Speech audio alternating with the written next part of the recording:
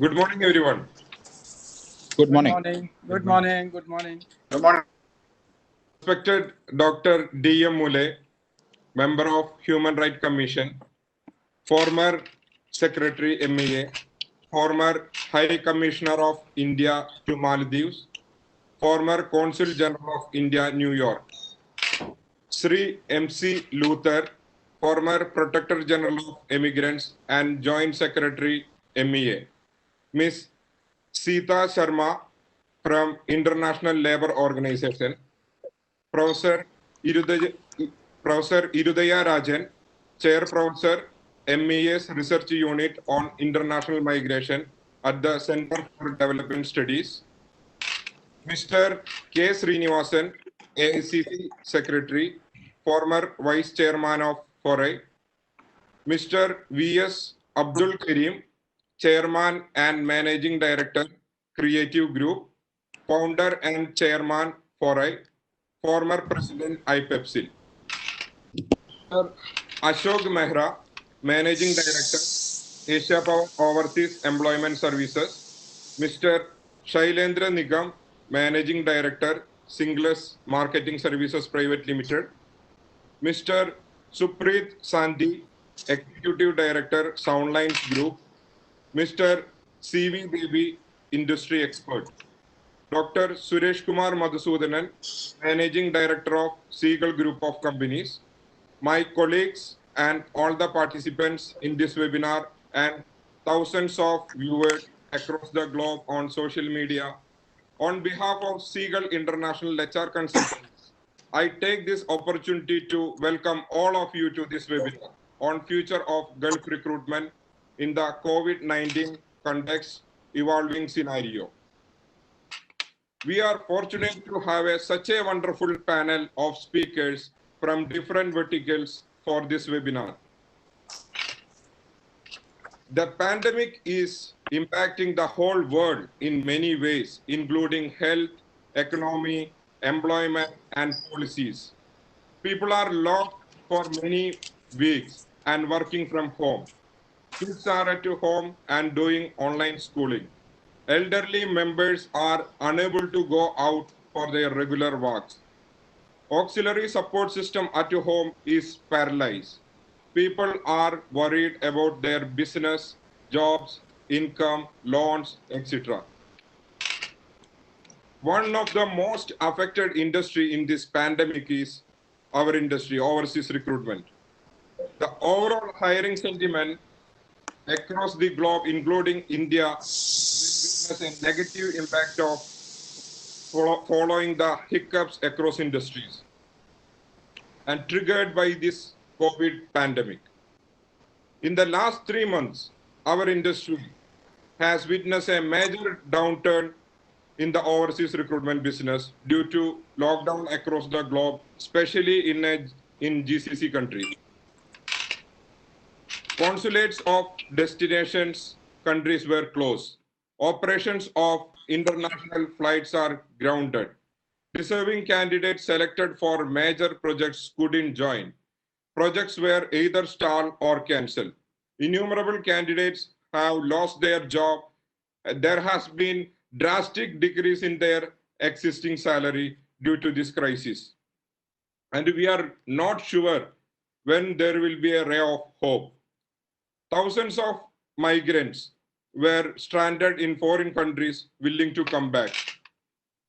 However, due to inadequate international flights, they had no options but to wait. Out of these, many of them are jobless and are scared of taking up any opportunity that comes on their way.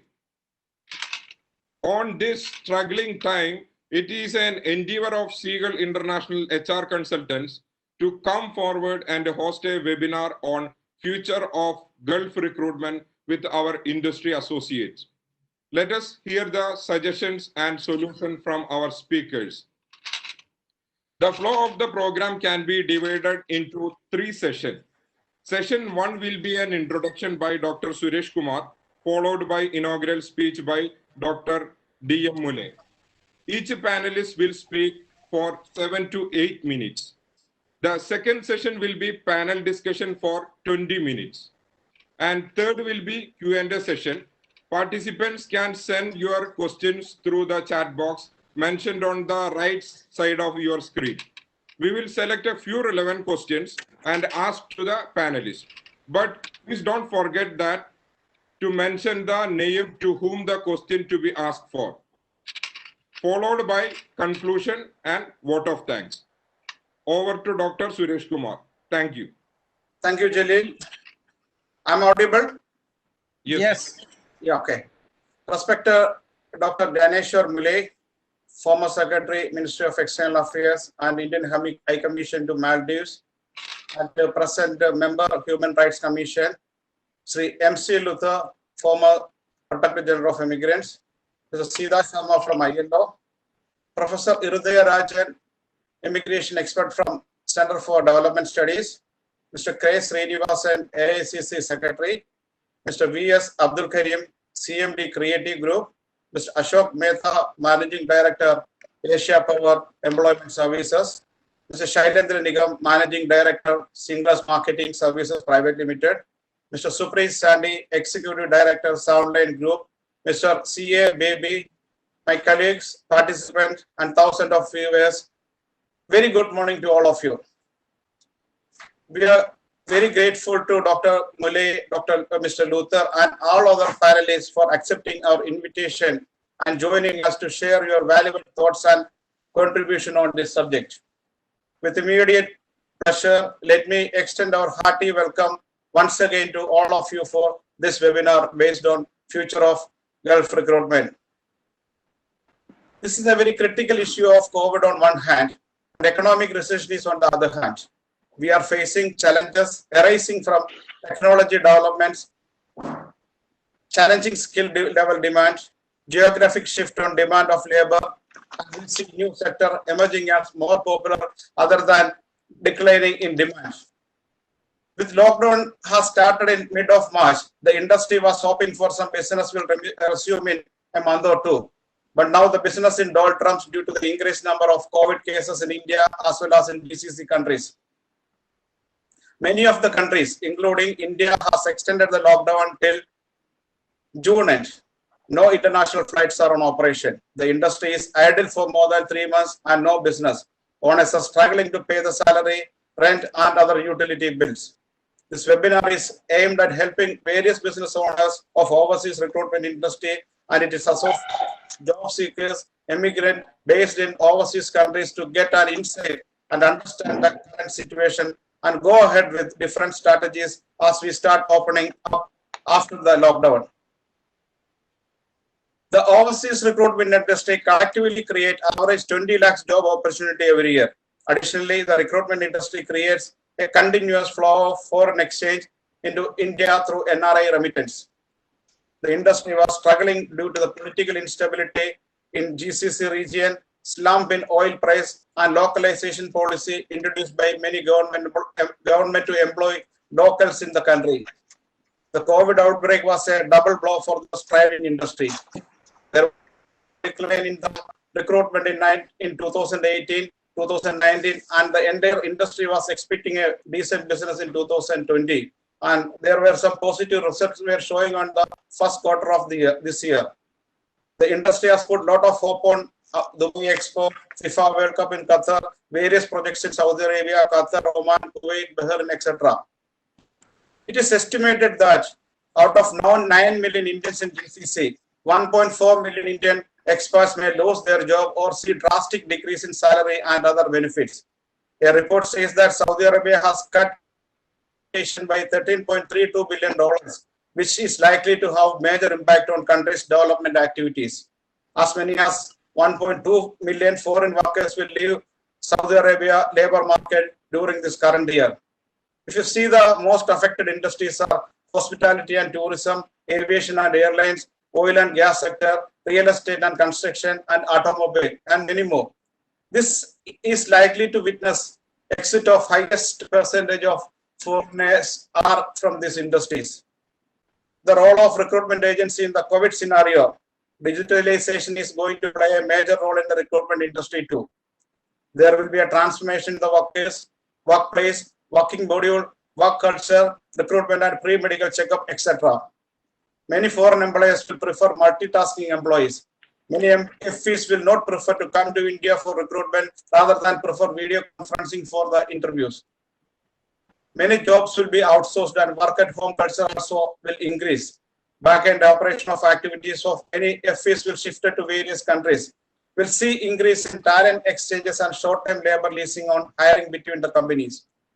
Many FEs will recruit either locally or from the neighboring countries in GCC itself. Lot of changes may happen in the labor laws of destination country, including due modification in working hours, salary structure, contract period, etc. Seeing this, we also need due modification in the employment contract too. The current situation of pandemic to overcome the crisis of our country, the skill building is an important instrument to increase this efficiency and quality of our labor for improved productivity and economic growth. Most of the development countries experiencing an aging population, India growing young workforce can be an asset not just for the country but for rest of the world as well. Employment landscape is changing swiftly and new jobs are emerging with rapid disruption in business models around the globe. India today, one of the youngest nation with average age of 2010 in the world, with more than 62% of the population in the working age group and more than 54% of total population is age of below 25 years. In fact, in next 20 years, the labor force in the industrial world is expected to decline by 4%, while in India, it will increase by 32%. However, current statistics shows that less than 3% of the workforce is formally trained, compared to 96% in South Korea, 86% in Japan.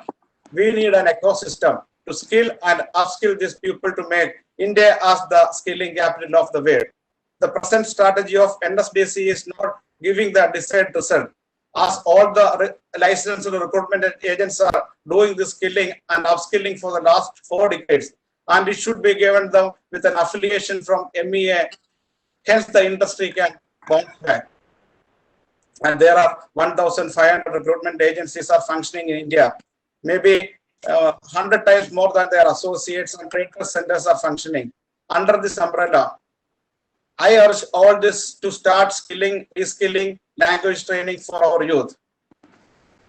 It is came to know that MEA has recently signed a contract agreement with the European Union, and we can expect certain sort of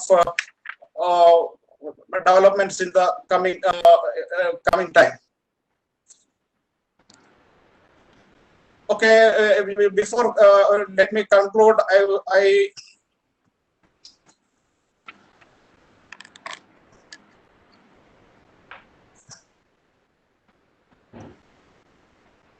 Before I conclude, let me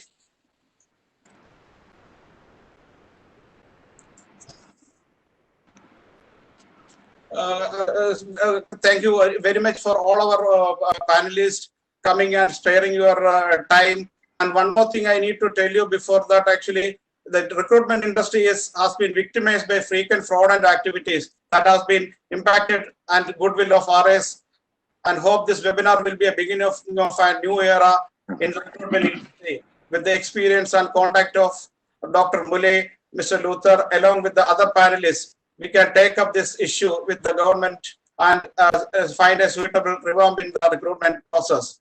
Thank you very much, and let us hear the panelists. Now we move to the next proceedings, which is the inaugural speech by Dr. Naneshwar Mule. Let me introduce him first. Mr. Naneshwar Mule is an Indian diplomat who superannuated after 35 years of service, was then appointed by the President of India as the member of National Human Rights Commission in 2019. He joined the Indian Air Force in 1993. He joined Indian Foreign Service in 1993 and has since served in several capacities, including Consul General of India in New York, High Commissioner of India in Maldives, and Secretary to Ministry of External Affairs and Overseas Indian Affairs. He was successfully organized the Pravasi Bharatiya Divas at Varanasi in 2019 as Secretary of Ministry of External Affairs, and which was acclaimed by the Prime Minister of India and then External Affairs Minister Srimati late Sushma Swaraj. His successful writer has written over 15 books, which has been translated into Arabic, Urdu, Hindi, Kannada, and Dwehi.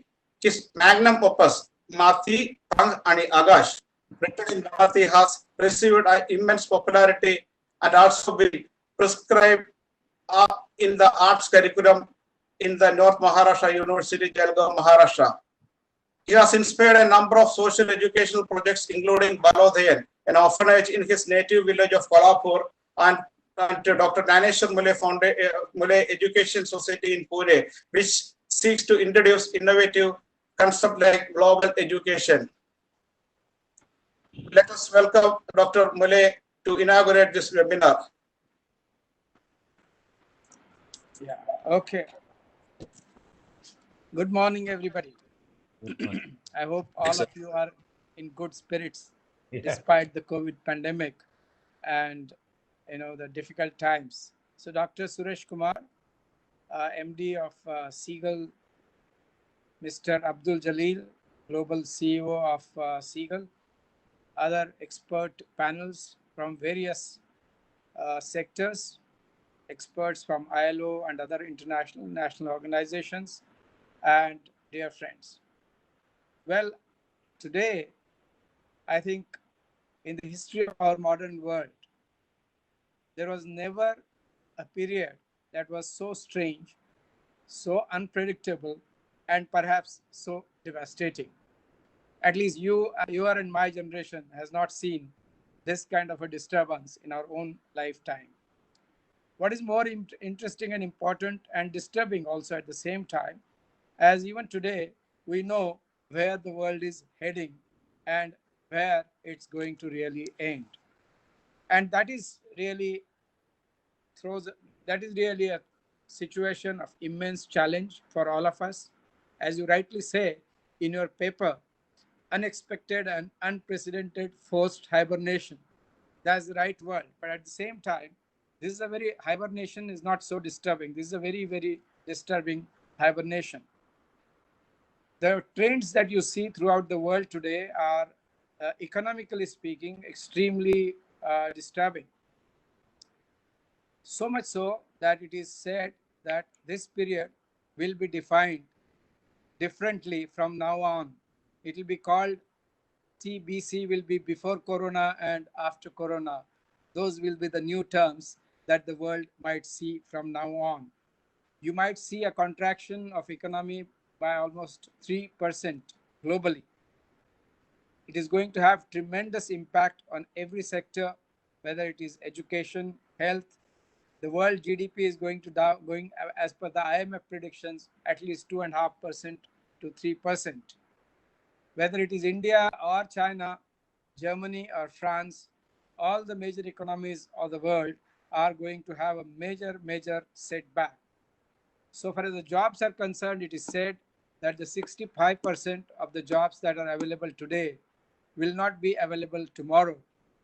And unfortunately, the 65% jobs that are available in future will not be available today. That's a very disturbing thing, because we have to perhaps see the entire overhauling of the recruitment, not only the recruitment scene, but the entire employment scene and business scene throughout the world.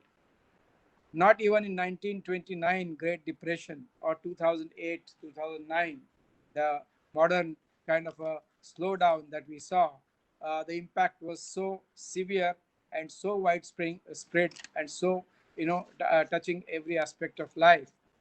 It is said that in US alone, 36 million people have joined or applied for what they call unemployment benefit.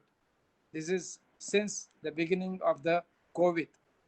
The contraction that is expected will be something like this. UK will be 6.2%, Germany will be 7%, US will be 5.9%, Japan 5.5%, France 7.2%, Italy 9.1%, and Japan 8%. In advanced economies, it is expected to be -6%, developing economies by -1%, and worldwide between 2.2 to 3%. China's GDP in the first quarter is down by 36.6% and South Korea by 5.5%. What it means is we will have major disturbances in almost uh, every segment and every sector, whether it is shipping, supply, demand, and there have been some good news from the government, but we've not been able to actually analyze them properly. Those are the packages, whether in US, European countries, or in India. All the countries have declared packages. Japan also has declared. Now, what we really don't know is, can the recruitment industry also claim a share of this package? And if yes, in what form? And can you not really represent, considering that this particular recruitment segment represents the interest of almost 8 million, if not 10 to 12 million, those who are spread globally, 8 million in Gulf alone, but also about 3 to 4 million people that are, spread elsewhere in the country.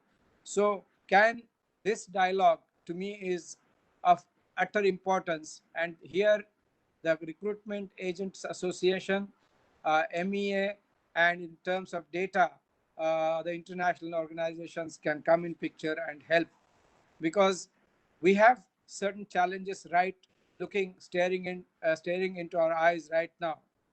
The hiring, as you said correctly, both Mr. Jalil as well as Mr. Suresh Kumar, worldwide is going to be very slow to pick up. And even then, when it is picked up, when it actually picks up, the packages, salary, and the compensation will be much, much lower.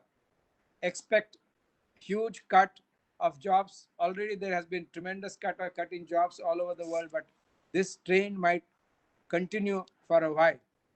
So the economists are saying that the time has come for reimagining the global division of labor and international economic architecture. Now, this is not something in the hands of recruitment agents. I know we just, this community is one of the cogs in the whole scenario. But there also will have to be country-wise as well as a global level rehabilitation plan of the economy, just one that happened, similar to one that happened after the Second World War. The end of hyper-globalization might be over, and there would be more nationalistic trends that you might say. As it is, there was a lot of pressure within Gulf countries for indigenization, domestic jobs, emphasis on domestic jobs, whether it is Saudi Arabia or, elsewhere in Oman. You see these trends are becoming more and more prominent. So added to that, if you have COVID, then the impact would be rather severe. And more importantly, the future jobs that were to come after 5 years or 10 years, which also meant cut in the manpower through AI, through robotics, or through other other mechanics, those are going to be advanced. What was supposed to come after 5 to 7 years might be advanced, and that will also further affect the recruitment of manpower, as as we know, in the conventional sense of the term. And unfortunately, developing countries will suffer more than the developed countries because they have a better absorption capacity. But it is not that they will be, escaping the tragedy that we are going to face. Broken relationships between the supply and demand side. You all must be already facing cancellation of contracts, not filling in a certain contract.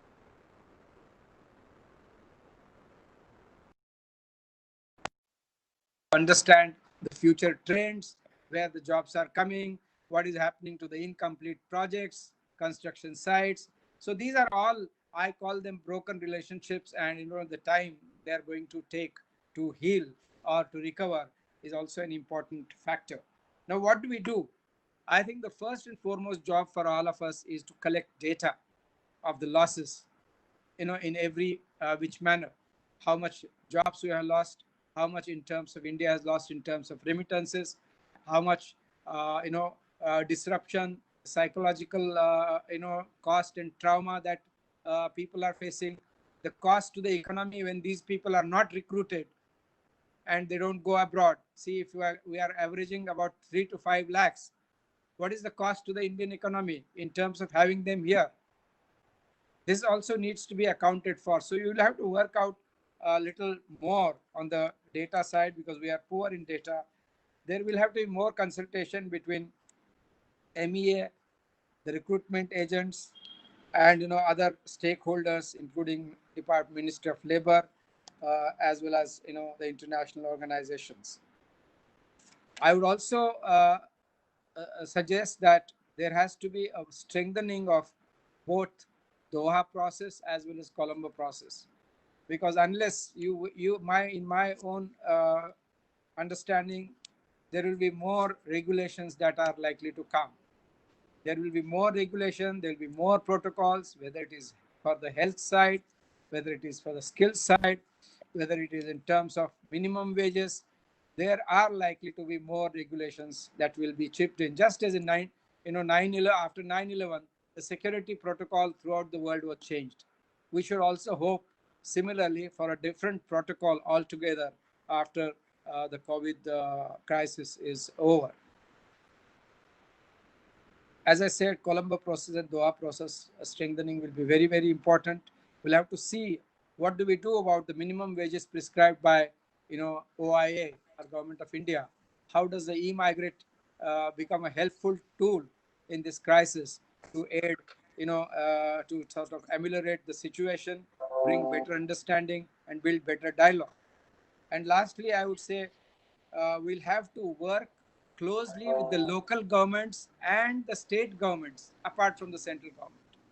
The problem doesn't necessarily lie with MEA alone.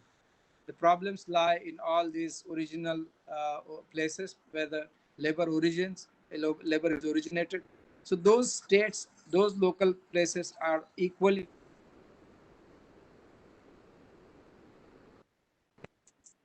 crisis on your hands. So that will have to be done. Last but not the least, Suresh Kumar ji touched upon the markets elsewhere.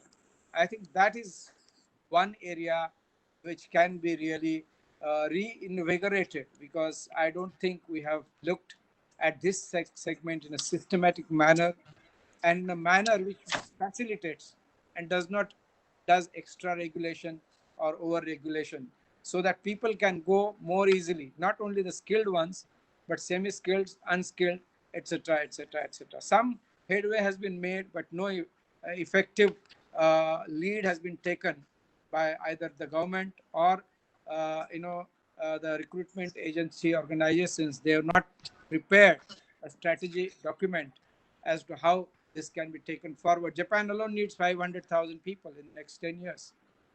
Are we not going to go? We are going with a figure of 27 this year, next year 58. That is not adequate.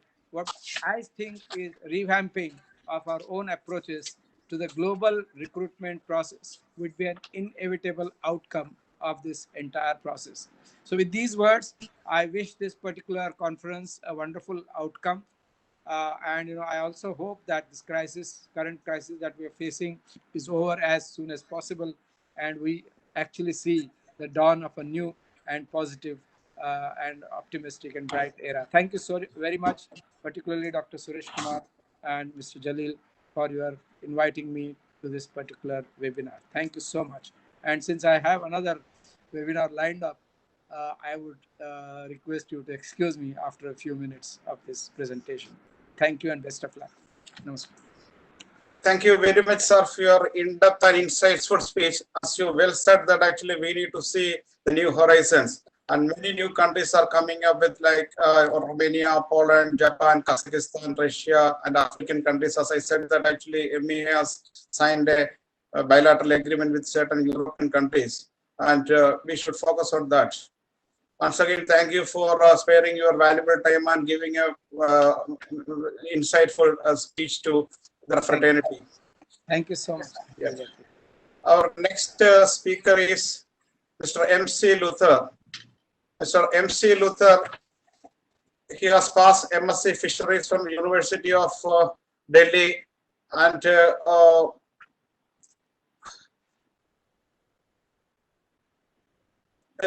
University of Delhi.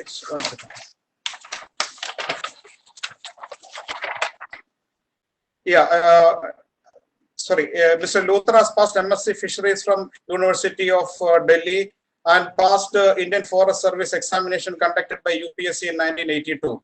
Joined the government service in 1985. A 2000 batch CCS officer has been appointed as Protector General of Immigrants, Ministry of Overseas Indian Affairs in November 2015 and retired in November 2018. Prior to this, he was Joint Secretary for Finance and Coordination with Department of Commerce, Government of India. During his tenure as Protector General of Immigrants, he was very instrumental in implementing the e-migrant portal effectively. He was one of the most approachable bureaucrat of immigrants and RA fraternity. Let us welcome Sri MC Luther for his address.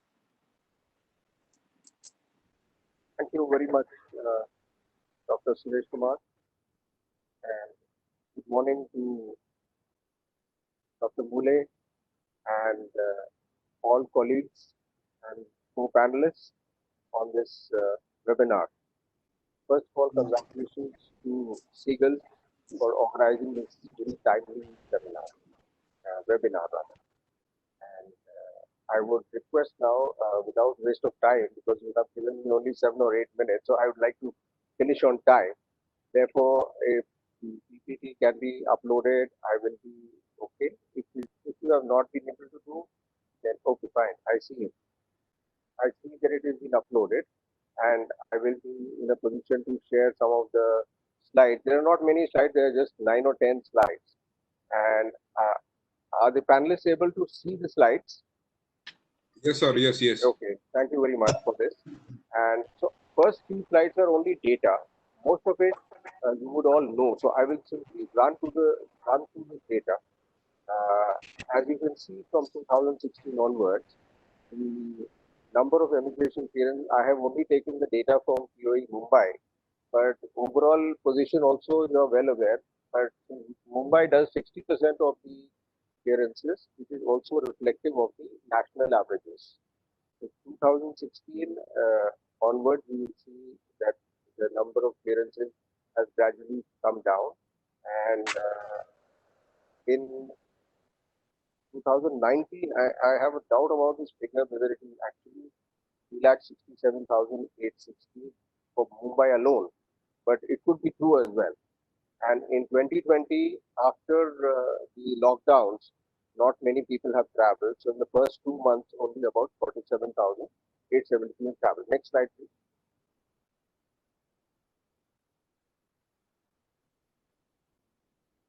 Can we have, yeah. So this, of course, is the overall scenario of the distribution of RAs. I'm happy to see some of the RAs from different parts of the country, but unfortunately, I don't see any panelists or people who are from the North India or from Eastern India. It's mostly Western. It is understandable because Maharashtra does almost 50% of the clearances as well as the applications of prospective immigrants. Next slide, please. This, of course, is the state-wise distribution of immigrants in 2018, and data has been taken up to 2019 also. This is the EC data, based on which you will find 36% of the Indian immigrants are coming from UP, and followed by Bihar. So these two states have seen together between them almost 50% of immigrants going out from India are from these two states, followed by other states, Rajasthan at 9%, and West Bengal at 9%, Tamil Nadu at 8%. Kerala has surprisingly come down to 6%, but this is basically the immigration check required category only. But if you see Kerala, the shift is that most of the more educated ECNR people are going, which is a good trend. In fact, Kerala has always led the way in terms of immigration to the Gulf or to the rest of the world. Next slide, please.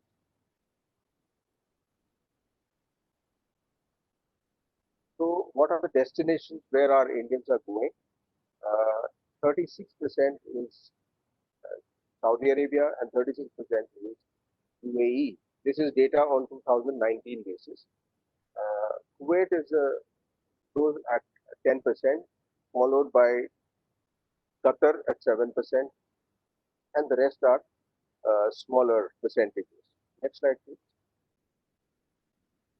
So if you look at the immigration clearances granted, this is basically the blue collar workers. You will find that KSA has always led the pack at a very high level, followed closely by UAE.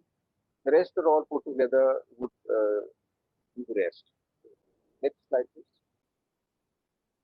Okay, so now coming to the real substance of my presentation, what are the issues that arise from the impact of COVID, the impact of economic crisis which the world is dealing due to COVID, and what are the issues that we need to take care of. So I have first listed out the issues, which will be followed by what are the prospects and what are the ways forward or the suggestions. So the next three slides are very important. So I'm sure that Dr. Suresh is going to share this across with the rest of the people, whoever want it. I have not put any intellectual property right on these slides at the moment, but maybe in future webinars I'll do that. But it is important and to share it across the world. So please be prepared for medical checkups post-COVID, and there has to be a protocol, as Dr. Mule also shared. There has to be a protocol even for immigrants entering your offices. You will have to put in place thermal scanners and sanitizers and use sanitizing measures in your office, even when the workers or the immigrants want to come and seek some guidance. Because I will tell you something, I have been interacting on the net with a lot of people, delivering lectures, attending seminars, webinars, and I find that face-to-face interaction can never be substituted by virtual interaction.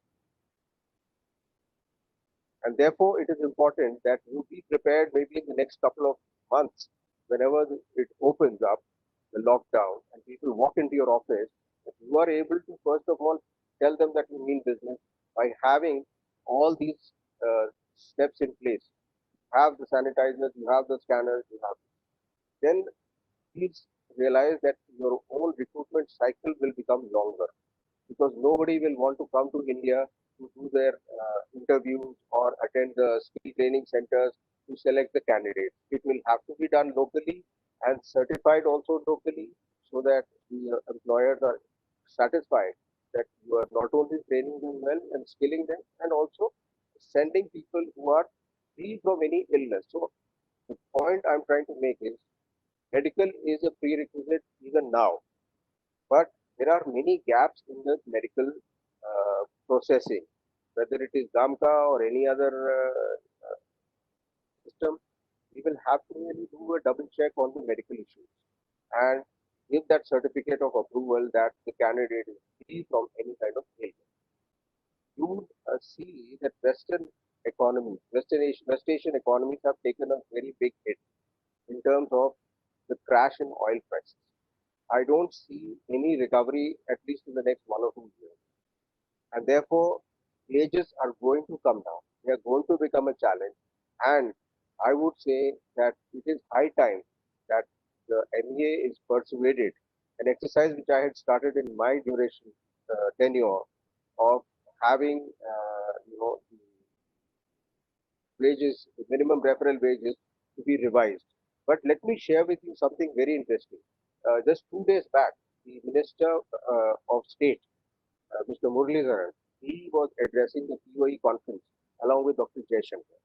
And I am so happy that he brought out the fact that our minimum referral wages are very high, and the industry is demanding that it should be brought to realistic levels. So this is the first step.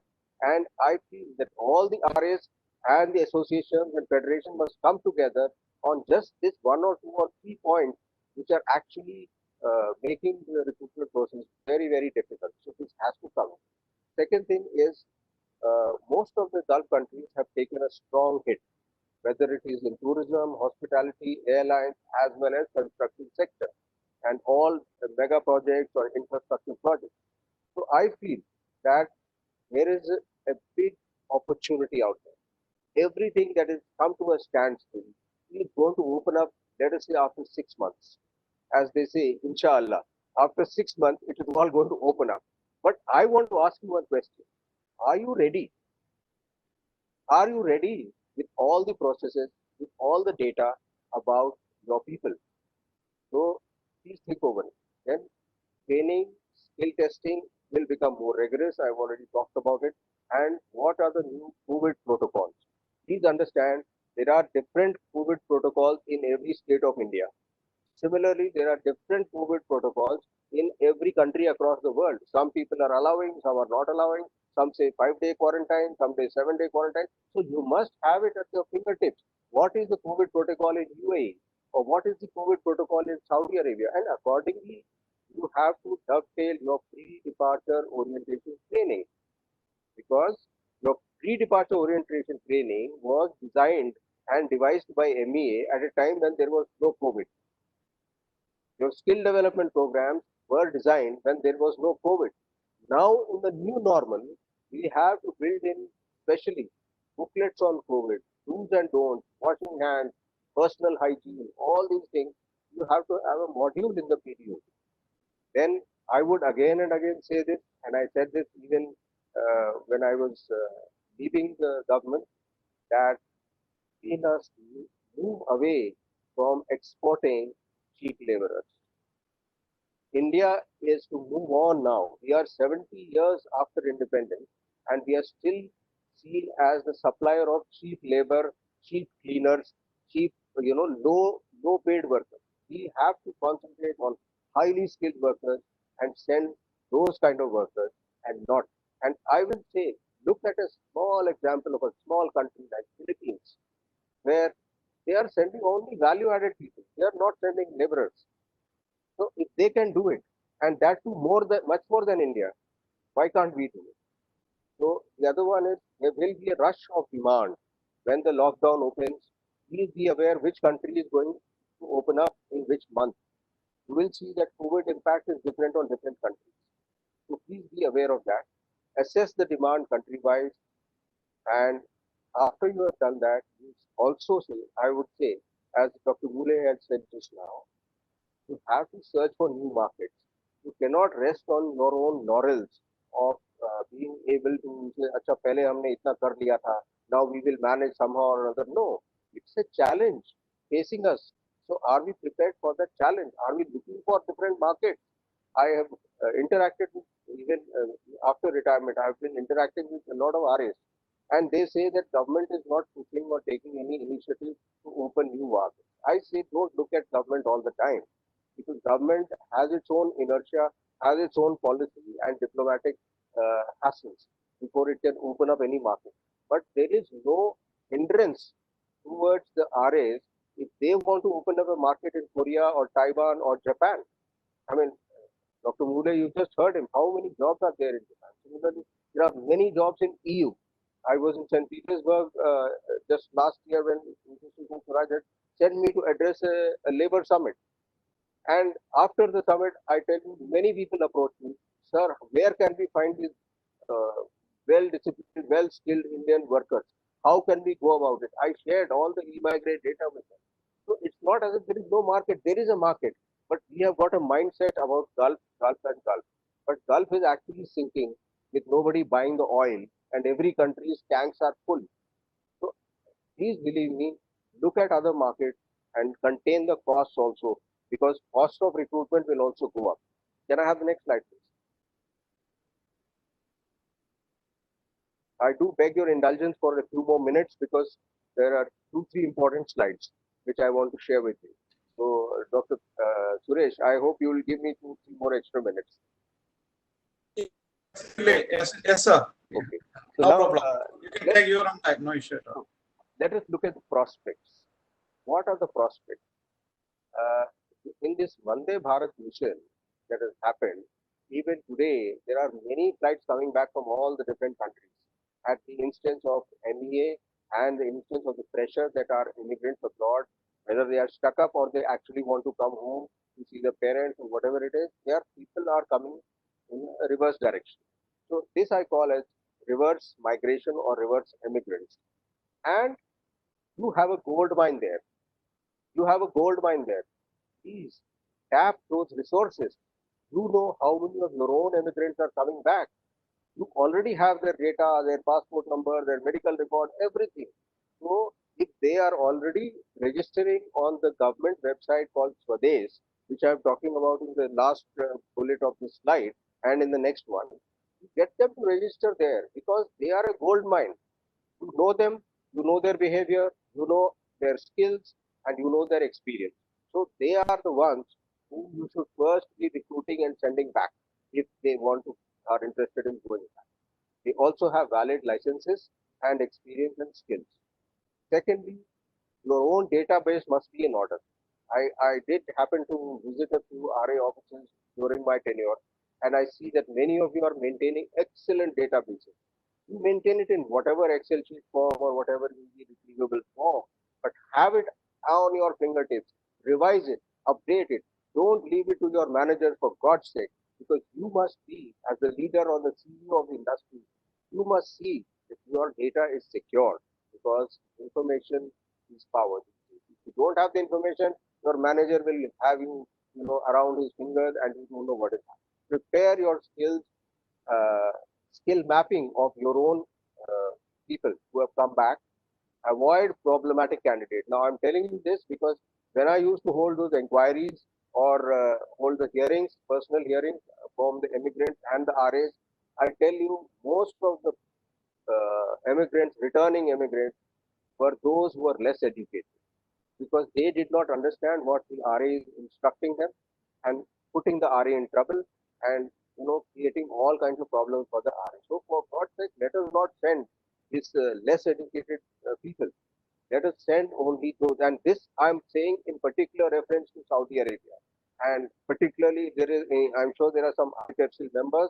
Please, for God's sake, let us not send laborers and cleaners. That chapter is over. Now you must move on ahead. We have done that for the last 40 years. Let's look at high skilled workers and high skilled workers alone. Make India the skill capital of the world.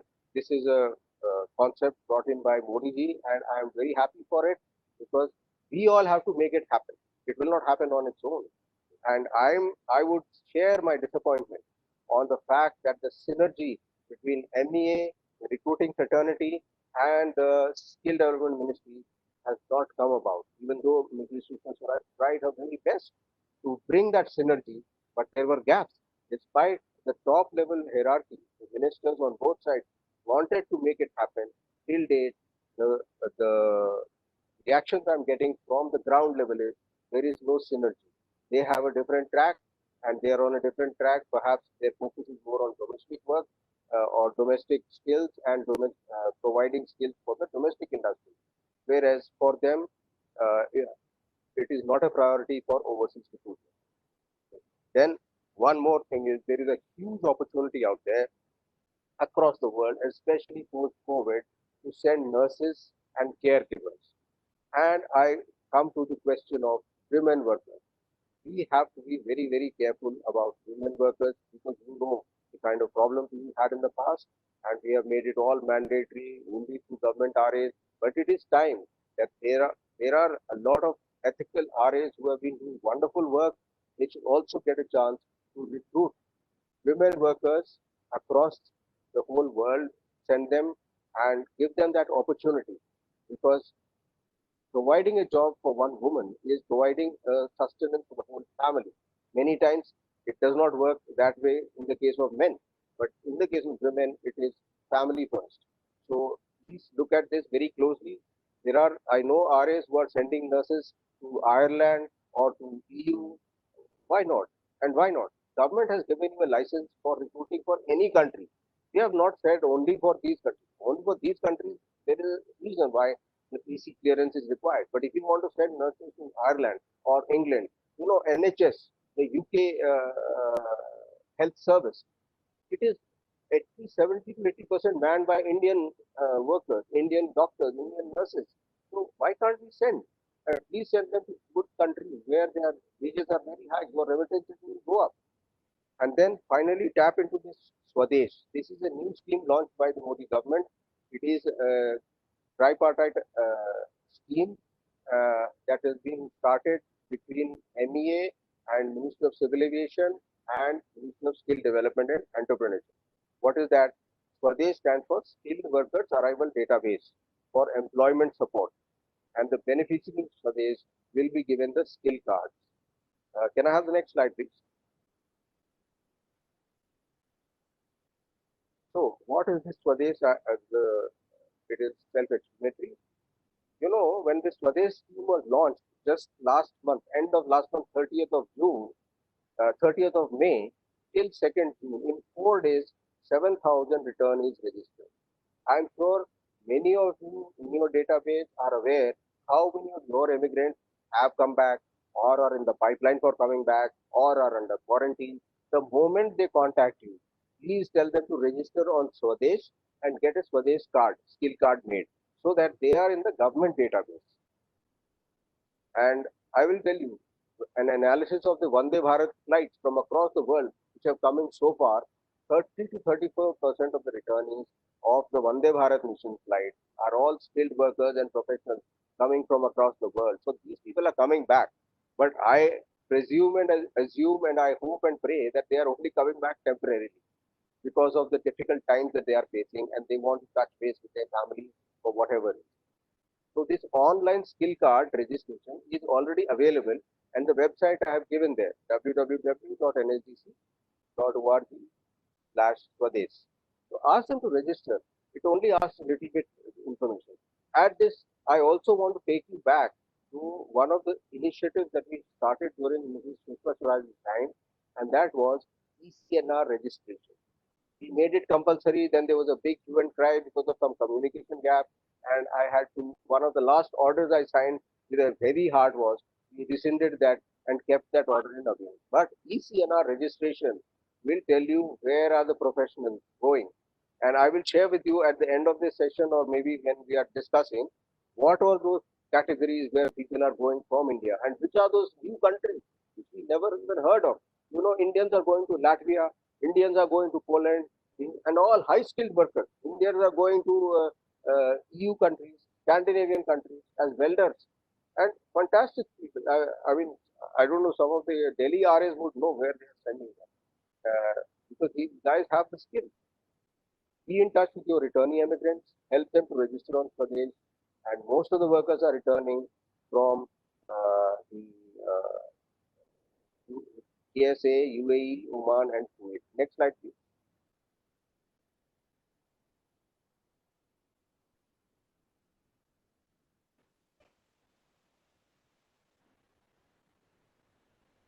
Okay, so what are the alternative strategies? As I've shared with you, there is a crash in oil prices, recovery will be slow. So you must look at new markets. There is a global demand from India for skilled and professional workers. Therefore, you have to meet that demand and look sharp. Recruitment agents need to focus on skill enhancement and building candidate competencies.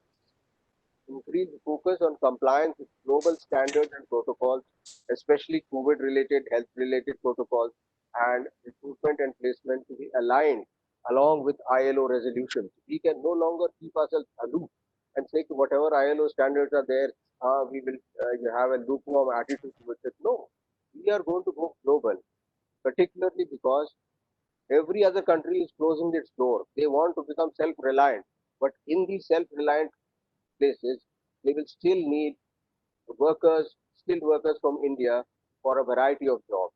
So if we are to compete globally, we must place in global standards and follow the ILO resolutions.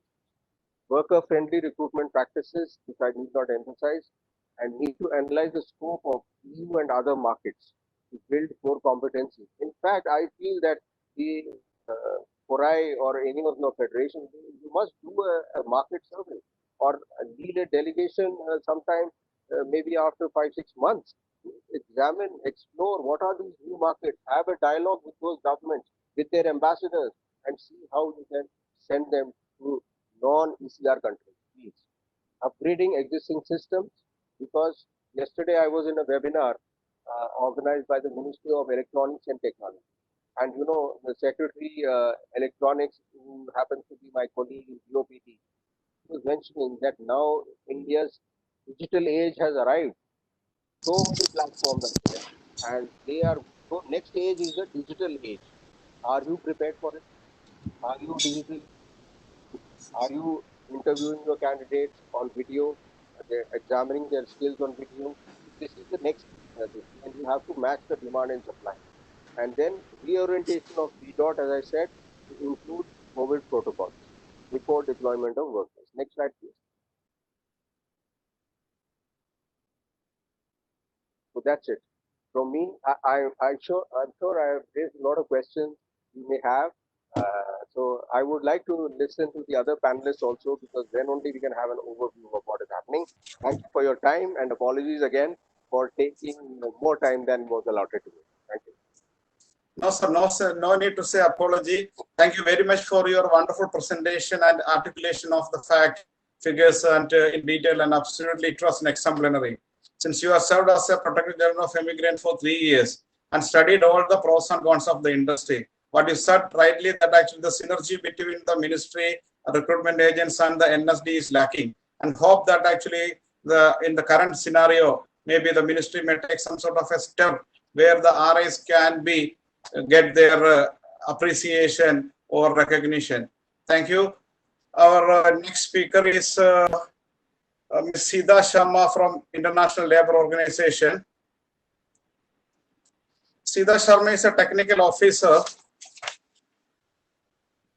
with the International Labour Organization of European Union, India Cooperation and Dialogue on Migration and Mobility Project of ILO's DWT for Asia.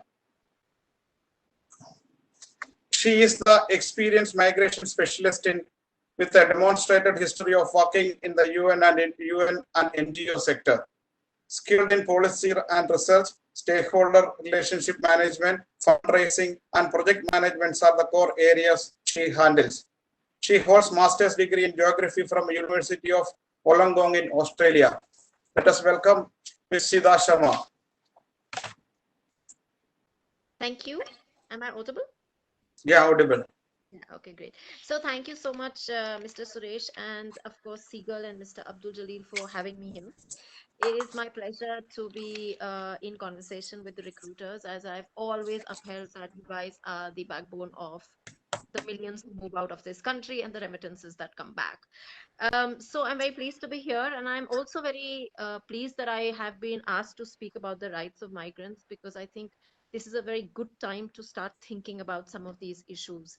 I'm going to, when I first began interacting with some of you who are also in the panels today, with the recruitment industry, one of the things that really came across and hit me home very often was somehow this word that there was lack of respect for the industry, that the community was not, and it stayed with me. And I think over these years, one has tried very hard to see that there is the recognition of this industry through multiple people, especially, of course, the government.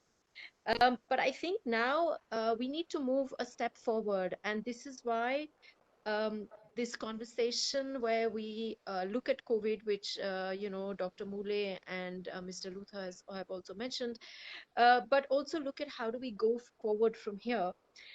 And here, we talk of I believe that if we talk of rights of migrants and how the RAs can actually protect them, we're looking at your reputation. So we are looking at the business case that can be made for recruiters to be better and to be known for upholding rights. And this is what I'm going to try and talk about today a little bit. Also from a business perspective, because I'm going to be drawing examples from other recruiters that I have either seen myself or heard of or, engaged with during the course of my time. I will, so I'll touch upon the rights that migrants should have, but I'll also talk about how RAs come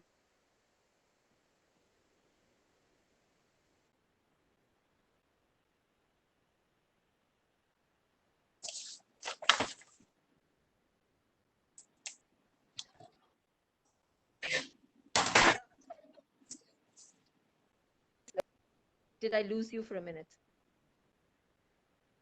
Hello? Yeah, okay. Yeah. I lost you for a minute, I think, yeah. Okay, so just to say that, with the COVID, there's going to be a dilution of rights, by the way. It's going to be even tougher because the competition is probably going to be more severe. The economies are coming down. The job market is changing, shifting, also going to shrink in some cases. While new jobs open up, old ones will be fading out. And in that situation, it's going to be a challenge in some ways. But I think this is what is going to give the extra edge for any recruiter who actually can move forward during these times. So this is really forward thinking. This is really going forward. And I'm grateful to Dr. Suresh Kumar for actually even having thought of it, really, because I think we're now looking really into going into the future. I'll take you through the various stages very quickly. So at the starting stage, when you're actually sourcing migrants, so this is your really key job when you're trying to source these migrants, I think there are some rights of theirs which you need to think about. One of them clearly is the right to correct information. So it's not just a right to information, but it's correct information. This is where a lot of the misinformation happens. And you've got to ensure that down your supply chain, which is right down to your sub agents, maybe, or whoever maybe who's the first line of contact for the migrant, that the information is correct. The information is not distorted.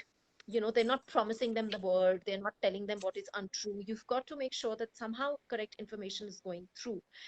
The question of costs is very, very key here. uh, it is very often that you take your piece, which is just the fees, which is legal and everything else, but there are people down the line which have already taken money sometimes, and you've got to find a way to control that. You've got to find a way to see how that works, because the global standard is no recruitment fees, which is very hard, of course, and our law does allow it in India. But I think we have to work towards that. So you've got to look at how employers are willing to pay and how many employers are willing to pay for that, and pushing employers to pay more for recruitment rather than only always the migrants who are ending up paying and the workers who are ending up paying, because that's not a good model. But then, I'm going to share with you one example of a case that I actually have worked with. I mean, I've interviewed with, and they actually go to the employer site. They actually check on the employer. Especially for anyone who's a new employer, and they go through all the references. They even talk to the workers of that employer currently to get a sense of who is this employer. Is this employer a good employer? So they're also choosing employers and not just opening their doors to every employer. And this is a step for RAs to take. So this ensures that the information coming backwards and then later on the working conditions and contracts are correct. So if we move from the first stage, which is really the pre-departure, where the migrant needs to know what is happening, to the preparatory phase, which is very, very critical for the worker as well as for you. This is probably the phase where you will interact with the worker, at this stage. And at this stage, it might be really good to look at if the rights to other services have also been linked up. The person needs to get a passport, the person needs to get a medical checkup. Can you make those linkages happen so that they're not extractive? They're not charging them 20,000 to make a passport, or they're not charging them and putting them under debt, because you are only taking away, the fees, but you need to understand what's happening behind. And also to look at the, and perhaps ask this very key question, that they should not be going under a debt bonded situation. They should not have paid 5 lakhs before they came to your office. you know so looking at some of those issues, also linking them up to services, banking systems. Do any of you do that? Some of you do actually. But do you link them up to a bank before they go out, so that if they don't have a bank account, how are they going to remit money? So teaching them more what's going to happen, but very much the contract. What is the job? What is the expectation? What are their rights? What are their responsibilities? So sharing very clearly with them a contract that they understand, the correct contract, something that they will get when they are there. I've also heard of RAs, and this is very interesting practices that I've seen, where people actually drop them off at the airports. So they're actually hand-holding them all the way. It's like a service provision. So they're not just saying, you do this, you do that, you do that. They're actually helping them to the last points. But this is not where it ends. So it's not like you place them in a employer and that's it. So there are also RAs that facilitate phone calls with the employers or the managers or whoever they're going to be actually working with, so that they also are connected even before they're leaving. And these are all good practices that have come through that help preserve the rights of some of these migrants. At destination, your work doesn't really finish, by the way. It doesn't finish right till they come back. And this is what builds the reputation, I think, in many ways.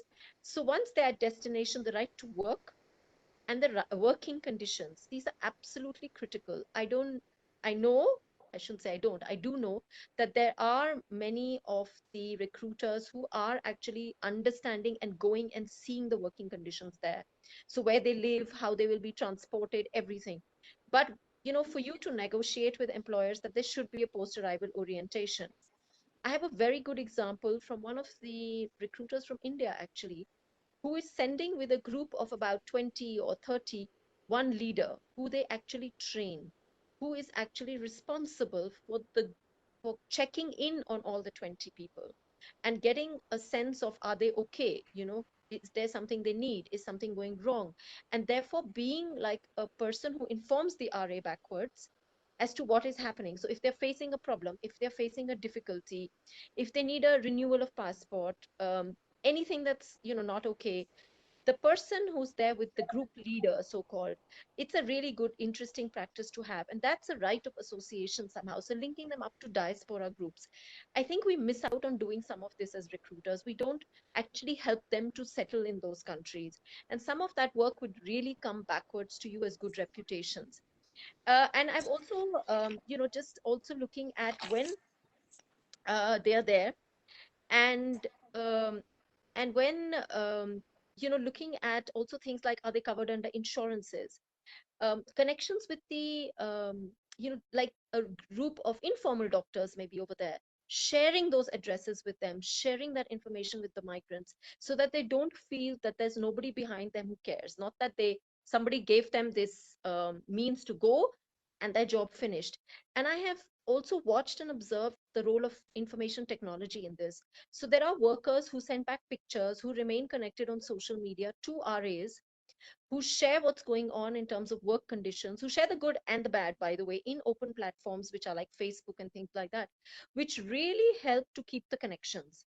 And what happens with this is, they also know that if they have a problem, where to go for help, where to go for justice. So the right to social security, the right to justice, and for redress mechanisms, these are all considered for the worker and not just left away for the employer to handle. And this is something that the RA can play a role with, because they have relationships with employers to facilitate some of this. And then, it's the whole idea of not just abandoning them. And I have found that that reputation really goes far. So I have found with a recruiter who does this, who actually has a social media page, that other people link up and say, oh, but we want to come, and can you send us? So they actually get clients like that. They actually get workers wanting to go through them, and they don't have to go sourcing workers, because they built this reputation so firmly with the community. And the returnees, so they don't stop there. When and I think this is really good practice. So when people return, the good RAs often have them returning to their offices, sharing what their experience was like, maybe just a phone call, but they keep in touch, because they have kept in touch through the whole cycle. They actually come back to tell them what the employer was like. This helps also for the RA to know what is really happening on the ground over there. So this right to ensuring that when they return, and some of them look for a job, so connecting them up to local people, not necessarily that they don't want to go overseas, fine, connecting them with some networks that you might be able to create or link up with, helping them to understand. One of the key things also is getting an experience certificate back from an employer. When somebody is coming back, ensure that your employer gives them a certificate. This really helps them in the future. I mean, Mr. Luther was talking about Swades. It's great, but if they also had a certificate saying that they do this kind of job, or they have this kind of skill, you have already added value, and you have added value. So as a recruiter, they're coming back to you as somebody that can be trusted, somebody who helps them in times of trouble, who takes care of them through the whole cycle, and doesn't drop them off once the job is done. So I think these are some of the rights that you can help. That when you look at these rights, I think as RAs, you really help build your own reputation. And I just want to close this, because I know it's we have to close, but I just want to say that you've got to think of every worker as your ambassador. The worker is not just somebody you send out, especially in these times as markets shrink and competition goes up. The worker is your ambassador. So it is the person becomes the ambassador of the recruiter. and your ambassador both at destination, because you send good workers, they will work with the employers, you solve their problems, but also here at origin, because they will come back and tell people in their villages, they will talk to their friends who want to come, that this is the agency that you need to go for, this is where you need to go for help. So I think if you treat this person as a valuable person in your chain, and you keep in touch with this person and ensure that they are secured with their rights along the process, I think you're ready to sail to much higher heights as RAs. So with that, I would just close to say, I think you look at them as your ambassadors, and you will see that this works for your business model in terms of building your reputation. And coming back to my first point of therefore building your name as a business entity and somebody who really does do good work for both sides, employers as well as workers. Thank you very much. Thank you. See, as you rightly said, that the workers are the real ambassador of our organization. They are the real assets. And one thing I would like to clarify that actually all the recognized recruitment agents, they give a proper orientation and helping them to get this bank account and all. But you may be knowing that a lot of illegal agencies are acting, and most of the complaints which ministry is getting is from the illegal agents send the candidates and all. Thank you once again for your insightful thought and details about the immigration migrant. And our next speaker is Dr. S. Irudayarajan. Mr. Irudayarajan is a professor at the Center for Development Studies in Kerala. He is chair of on the NOMA thematic group of International Migration and Urbanization managed by World Bank. With more than 3 decades of research experience in CDS, he has coordinated 8 major migration surveys in Kerala since 1998, conducted migration surveys in Goa, Punjab, Tamil Nadu, and provided technical support to Gujarat Migration Survey in 2010. He was published extensively in national and international journals on social, economic, demographic, psychological, and political implications on migration. He is the editor of annual series India Migration Report since 2010 and the editor-in-chief of journal Migration and Development in 2012. He worked closely with Ministry of External Affairs, Government of India, and Department of Non-Kerala Resident Kerala Association, that is NOCA, Government of Kerala. Let us welcome Mr. Professor Irudayarajan. Thank you. Suresh, can you hear me? Yeah, I can hear you. Okay. Thanks. I just want to start in, opening up that you put your title as Future of Gulf Recruitment. I think we should talk about beyond Gulf. I think I wanted, that if the COVID can move globally, why can't you recruit people globally? Because COVID has no passport, COVID has no visa, it is moving everywhere. Why you are limiting yourself to Gulf? I think that is something I think your agent should think. You should put your account every country, not just in the Gulf. And this is the initial point I want you to start. If the COVID can move, we can also move. The second point I would like to make is that I think that in globally we are having 200 lakhs Indians who are still holding Indian passport. Out of that, we have 100 lakhs in the Gulf countries. Now, out of that, we are going to expect at least 15 lakhs will come from the Gulf. And another 15 lakhs will come from the non-Gulf. From UK, from Australia, from everywhere, remaining 200 plus countries. So we are expecting something close to 30 lakhs people will come back to India. Out of that, at least 1/3, at least 10 lakhs will what we call them, and I am talking to people in Kerala, is re-migration. Return migration is not end of the story. Not the end. I think some people think return migration means they are coming there and they are going to commit suicide. No, some of them will commit suicide. Anyway, they will commit suicide. But at least 5 to 10 lakhs will leave what is called the re-migration. I think this is, you have to keep in mind how you can facilitate re-migration to other destinations.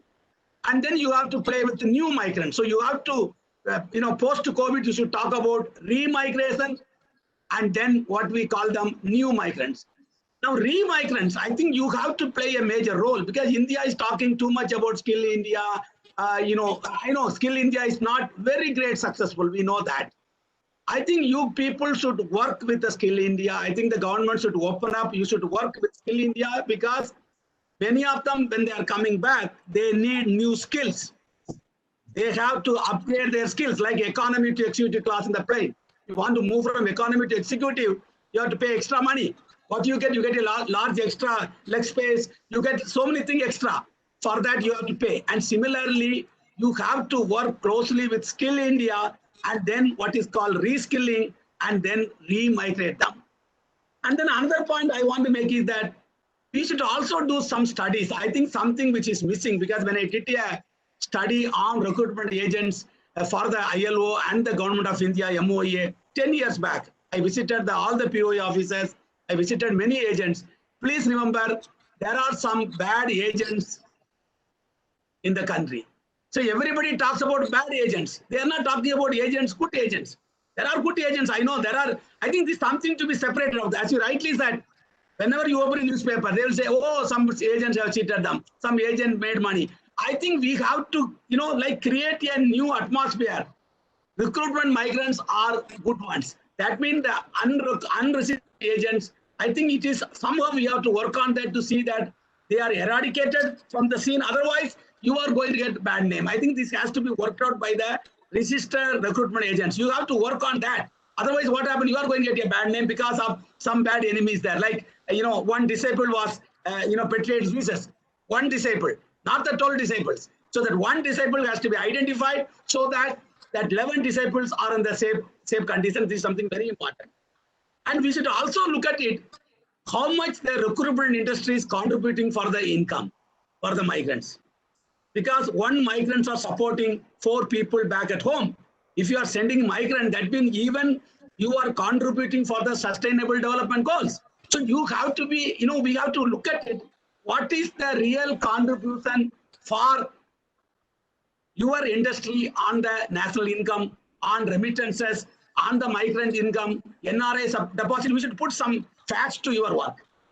And another thing, I think our Luther was talking about unskilled migrants. I don't think I fully agree with him, but I don't agree with him at all. We can't talk about skilled migrant today in this country. What are we talking about? Nobody is unskilled. Can we tell that domestic workers are unskilled? Can you and me can make masala dosa? Everybody has some skills. In fact, you have to eradicate the word called unskilled from our dictionary. Everybody is skilled. Everybody is, who is not unskilled? I cannot make masala dosa, but I may sit and talk. So everybody has skills. So I think this is something we should recognize. Don't tell you are unskilled. No, everybody has some skill. Nobody has come to this world without any skills. All have skills. You may think that they have poor skills, but it is your duty to recognize that they have some skills. Everybody has come with some skills. I think we have to promote that. Please remember that Kerala was sending only what you call them unskilled in 1970s and 80s. So Kerala even still not moved to send skilled people. And now we are talking about Andhra Pradesh and Rajasthan. Illiteracy is so much. What are you talking about? I think we have to help those states, UP, Rajasthan, Bihar, to develop it through migration. So we have to work on how to use those so-called unskilled. As I say that there is nobody is unskilled. The another point I would like to make at this context is that COVID is going to open up new migration corridors. It is not the end of the world. Don't think the world ends by the COVID. No, this is a new world is going to come back, not the new normal. New world. There may be new opportunities for new sectors, new countries, new migration corridors. So I think you have to keep your eye and open for that. One of the things is going to be, because someone called me from, UK and asked me, sir, can we get some nurses from Kerala? Then I said, why you are calling me? I am not a recruitment agent. I am not a migration agent. I am a migration researcher. And that means there is a demand for what is called the health-related workers. It is not just doctor and nurses. There are other related workers. That means you have to think of opening up what is called the special cell in your own recruitment agents. What is called the special cell for recruitment on women workers, care workers. You should have a special, like your special flight, like the Vande Bharat flight. This is a special flight, not the regular flight. So you have, as an agent, you have to have your open up new windows for women migrants, and you should put them like a special channel. Another thing you have to talk about is the student migrants. Who brought virus to Kerala first? From China. He has not gone to work. And India will emerge as a number one in sending student migrants. They are stranded in America. They are stranded in UK. And you have to get into the student migration. Please remember that today we are talking, as I went to Abu Dhabi recently, in many of the big centers in Abu Dhabi, like the educational city, half of them are from India. And we have 3 generations of migrants in the Gulf. I have seen some of the people in the North Kerala.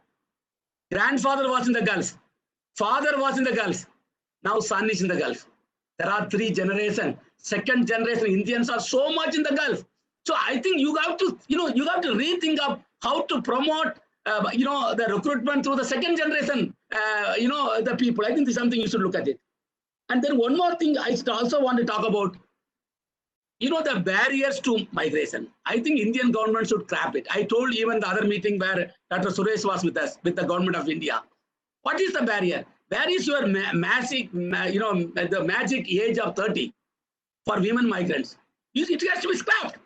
If the women can go at the age of 18 to work from Sri Lanka or other countries, why you are holding our people what is called the barriers to women migrants? They should be able to move. India should tell them, our women migrants, you go there, we will protect you there. That's why I was telling several years back, we don't need protector of migrants in India. Migrants are in the Gulf. You need protector. The post should be abolished. Why should you need the post? You don't need to. You have to protector of migrants should be with the Indian embassy in all the countries. You are sitting here for what? You cannot protect the migrants sitting in Delhi, sitting in Trivandrum, sitting in Kochi. This post should be abolished because it is a historical, historical mistakes or historical thing we are carrying. We have to have them there. You should tell our women migrants, you go there, I will protect you in the Gulf. Not, I will protect you here not to go there. I think the duty of the Indian government has to change. And finally, we are all playing what is called the hide and seek role, the government of India, hide and seek. Filipinos, they are talking about promoting migration. Why India is hiding? You are opening skill center, you are opening PDOT for what? You are promoting migration, but you talk openly. Don't talk under the table. You have to talk like other countries. You should put in your planning document. We will put what is called 30 lakhs people in many countries. You have to talk about them. You should promote safe, orderly, legal migration. You are not now promoting. That's why you have undocumented migrants in the Gulf countries. Undocumented migrants. I have seen undocumented Indian migrants now, even in UK. It is because of our policy saying that we don't want to promote. We will facilitate. Facilitate. You talk about pre-COVID, post-COVID. Indian government should talk about promoting legal, safe, and orderly migration. Scrap this, what you call them, barriers to women migration. And finally, the last word I would like to say is, in the short term, migrants and the industries associated with the migrants, which is you are one of them, recruitment agents, airports, airways, all will be affected in the short run, maybe 6 to 8 months. But the long run, migrants are the winner, and you will be the winner. So the long run will be 6 to 8 months. You have to suffer. How the migrants are suffering? I have seen the migrants walking and dying near the railway tracks. I have seen within our own country. So the migrants will suffer. And finally, today I'm seeing, when I'm talking to you, I have seen our Prime Minister is talking about migrants. He's talking about policies for migrants. He's talking about employment for migrants. Look here, post-COVID, he's talking about migrants. He's telling unlock, unlock, unlock. He was telling 2 months back, lock, lock, lock. I think long term, migrants are the winner and you will be winning along with them. Thank you very much, Dr. Suresh. Thank you very much, Professor Rajan, for your wonderful speech. As you said that this is an opportunity rather than a crisis. And let us hope that actually we can find new horizons. Our next speaker is Mr. K. Srinivasan. Mr. K. Srinivasan is the Secretary of All India Congress Committee in charge of Telangana State. An alumnus of IIM Bangalore and NIT Kozhikode, Srinivasan is the former Indian Information Service Officer. Srinivasan had served as an officer in special duty with Sri late K. Karunakaran stint during 95-96 as Union Minister in the Narasimha Rao cabinet. it helped Srinivasan to develop good vibes with Rahul and Priyanka Gandhi. He has always been in good books of Congress First Family while keeping a low profile. He was a founder vice chairman of Federation of Overseas Recruitment Association of India. Let us welcome Mr. Srinivasan.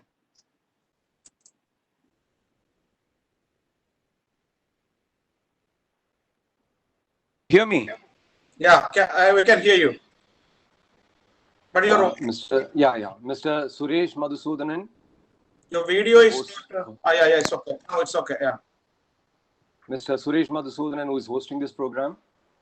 Mr. Jnaneshwar Mule, member of the National Human Rights Commission and former Secretary Ministry of External Affairs. Mr. M.C. Luther, former Protector General of Immigrants.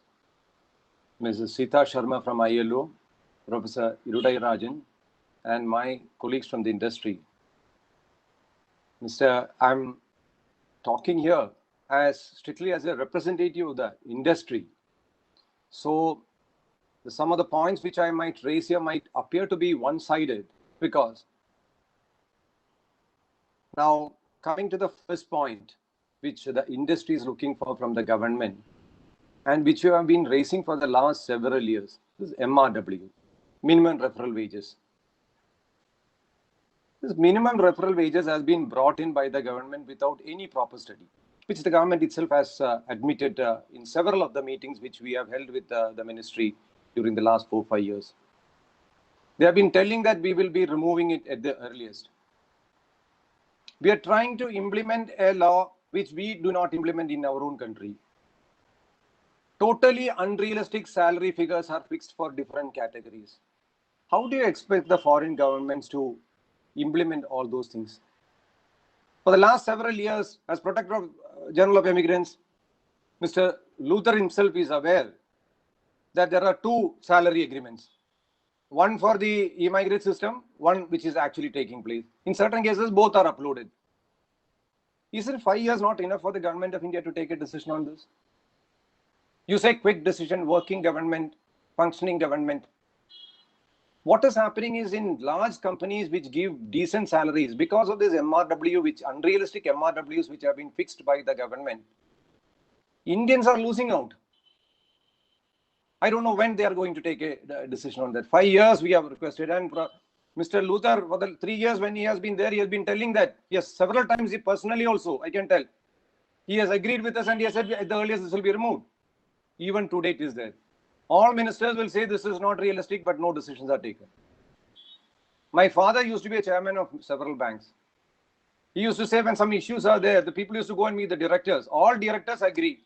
But when the board meeting is held, the decision is not taken. Same thing is happening here. Now, Professor Irudai Rajan was just now mentioning about the re-migration. I'm sure this 5 lakh people, if they are coming to Kerala, you know the Kerala is at least 2 lakh will somehow go back, because they can't stay here for long. So when they go back, salaries will be renegotiated. So these sort of things should not become hurdles at that stage. Now, we know that even before this COVID issue came, employment was the biggest challenge this economy was facing. Now, when we are creating problems, the only request to the government is don't create hurdles. So please take a decision on that. And I think I'm personally fed up of raising these issues again and again and again and again as a representative. Now, I think Professor Irudai Rajan should also listen to this. All countries give unemployment doles to those who do not have, those who have lost their employment or those who do not have a job. India is the only country in the world which will tax a person, unemployed person, when he gets a job. Now he is paying a small charge, whatever it is, to the including ticket to the ticketing to the recruiting agent. Why do you put a GST on that 18%? You are giving tax waivers of thousands of crores to large industrialists. Why do you? What is the logic of collecting a GST from an unemployed person from rural India? And even if you abolish the GST, the tax outgo or the revenue outgo for the government is a pittance. When you can write off thousands of crores for large industrialists, why don't you give away a few crores to these unemployed youth of this country? It's a crime collecting tax from an unemployed person. I should say that. Now, as far as industry is concerned, as Professor Idudai Rajan and Professor and Mr. Luther had pointed out. See, it is not like we are exporting one product, one piece of motor or one piece of machinery. We are giving an employment for an entire family, and the foreign exchange inflow into the country happens for the several years, in some cases for several decades. Continuous flow of foreign exchange. So why we are not treated as an export-oriented unit and given tax incentive? Even, the funniest thing is, even when a foreign exchange remittance comes in, when some of the employers give the charges for recruitment, there also government says, okay, give us GST. The industry, see, the unique nature of our industry is that our product is employment, which is what the country needs to do. Our product is not a motor or a car or a piece of cloth. Our product, the product of this industry is employment. So when we are into that employment, this thing, why no incentive is being given in spite of the repeated request to the government of India? No decisions are taken. I'm telling you, nobody should feel bad. But most of what happens is discussions are held, meetings are held, that no decisions are taken. We need quick decisions from the government of India in this second. Now, the only place where quick decision is taken when if we send 1,000 candidates, one of them is sent back for some reason of his own. Immediately we will start getting mail. One mail after another within from the ministry saying that please take action, please settle, please take action, please take action. Why can't you show 50% of that quickness in other areas also? Now, as many of the speakers have earlier pointed out, there is a bad name for the industry. Now, one thing which we understand with, as Protector General of Immigrants, Sri Luther will also agree with us. The number of candidates coming back or having issues, the number of candidates who go through registered recruitment agents, people having problem is less than 0.2% or 0.1%. This was not mentioned by me. This was mentioned by the then Minister of External Affairs, late Sushma Swaraji, in a meeting. But that 0.1 creates a problem. Had our product been some cashew or something, you export 1 ton, 10 kilograms come back, nobody bothers, nobody comes to know about it. We can rectify it. But this 0.1% in the industry creates a problem. Now a situation has come, many people are coming back. Not because of the fault or wrong done by the industry, because of the prevailing situations. Salaries have been reduced, jobs have been terminated. These have been done with the legal backing of the local governments. Now, at least 10 or 15% of them are going to go to the local police stations or start sending mails to the government authorities saying, give back all our service charges. We cannot. We are spent on advertisement, we are spent on air ticket charges and so many other things. Now, this is the time for the survival of the industry. The government of India should give a blanket immunity to the industry, these sort of cases coming up. Because this is not our fault. This is an issue which the government of India or the Indian embassy should have taken up with the respective government. Now, salaries have been reduced legally by 50%. What has the embassy done? Now, if they come back and say, I lost my job or job was terminated, I went for 3 years, I worked only for 9 months, give me back all the charges, he will go to the local police stations. So the government of India should send we had requested in the previous meeting which we had last week, the government of India should send a letter to all Director General of Police or to state government saying that police should not interfere in these cases. It will be handled directly by the ministry when they find that there is a genuine issue. So there we are looking for, the industry is looking for a blanket legal protection ministry for those people who are coming back to India because of COVID related issues. Otherwise the industry will sink. Now, all of us are facing major liquidity crunch. We are not different from micro, small and medium industries. They are talking about capital of up to 200 crores now they have enhanced. We are small industrialists. We are facing acute liquidity crunch. I'll give my own case. Last 3 months, I have given nil returns GST. Nobody has gone. Who will go when the flights are? We have to give our salaries. We have to give our rentals. Now, you have taken from us, the government of India has taken us 50 lakh as bank guarantee. In 99% of the cases, we are given 50 lakh cash FD and taken this bank guarantee. 99% of the cases. Now, if you look into the past history, not even 0.5% of this bank guarantee has ever in the last 30 years since 1988 encashed. Why do you want to hold such huge amounts? Reduce that to 20 lakhs. We are not asking for additional amount or something. Release that rest of the 30 lakhs so that it will give liquidity to the industry. Now, even if we get an order, how are we going to pump in money into the system? All of us have zero liquidity. So the government of India should consider releasing at least 30 lakhs of the bank guarantee. Again, I'm repeating, not even 1% of the bank guarantee has ever been used in the last 40 years, I should say, since 1983. Why do you want to hold it again and again? Look into the past history and take a decision in the light of what has happened over the years. And we are in need of, we are not asking the government to give 30 lakhs. Only thing what we are asking is, please release 30 lakhs. Instead of that, you come out with something new, an insurance policy or something like that. Now, all of us had big offices when we had good business. In cities like Bombay, Cochin or Hyderabad, it's becoming extremely costly. 50% of us want to shift our offices. So we cannot wait for 5 or 6 months for the bureaucratic red tape to take its own time and take a decision. Please decentralize decision taking from Delhi. Let the local protector of immigrants give an in principle permission to shift the offices, because we are not able to afford the rental. The industry is not able to afford the rental when there is only zero income. So please, the decision making process in the ministry has to be quickened. Same is the case with license transfer. Many in the industry are 60 plus license holders. Yes, time has come that we cannot travel. Many of them cannot travel. 60 plus, they find it difficult because of the health reasons and because of innumerable restrictions to travel to the Middle East or to any foreign country. So arrangement should be given to transfer the license to the nominee at the earliest. Similarly, lapsed visas. Many visa, even in my case, there are around 70 or 80 visas have come. But before we could take the permission, quarantine and all these sorts of come, people have not been able to travel. Now, when we go for immigration clearance, there are so many issues. Issues will come where the visas have lapsed. So the government has to take a very liberal approach. Now, I'm quoting Professor Iruday Rajan. He said we should involve ourselves more in Skill India. How many times we have raised this issue? It is not the first time.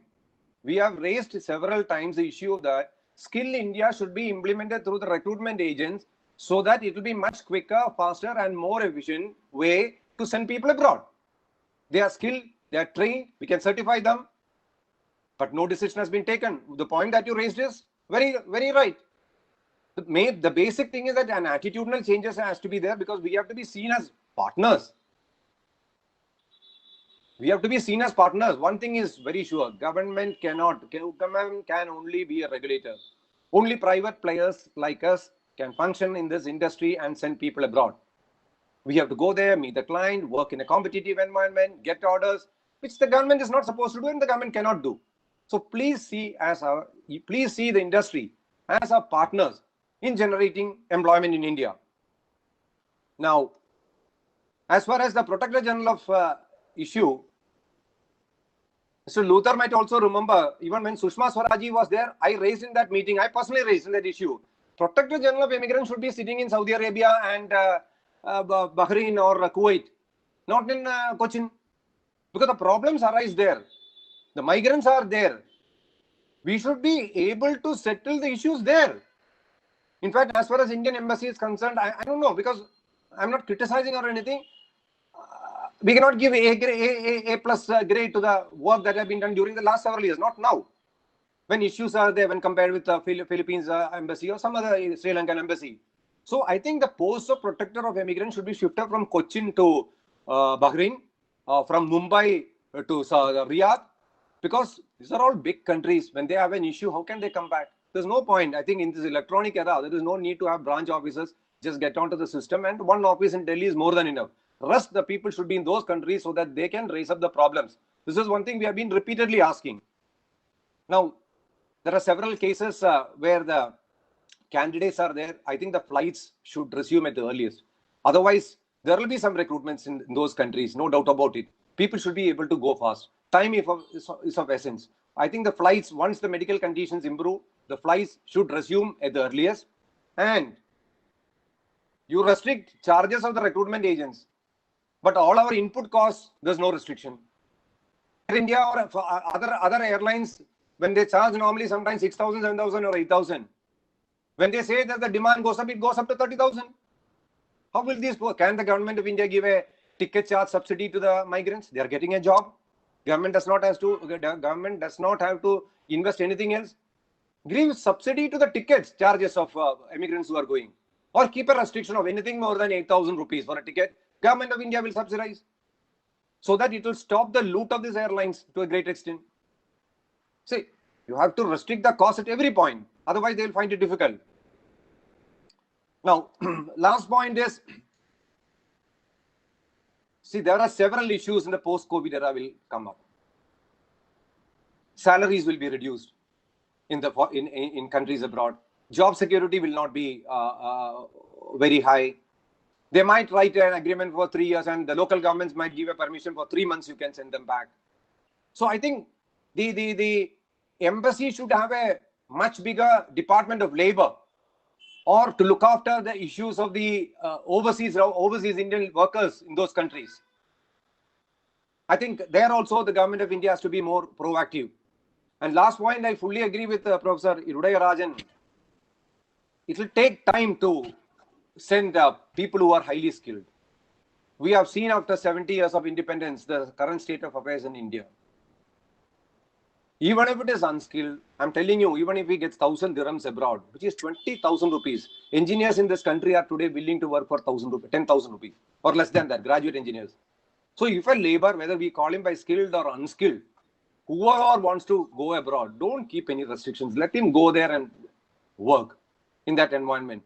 Daily wages in many parts of the country, I'm telling you, in some of the states where I also closely work, is 100 rupees in rural areas.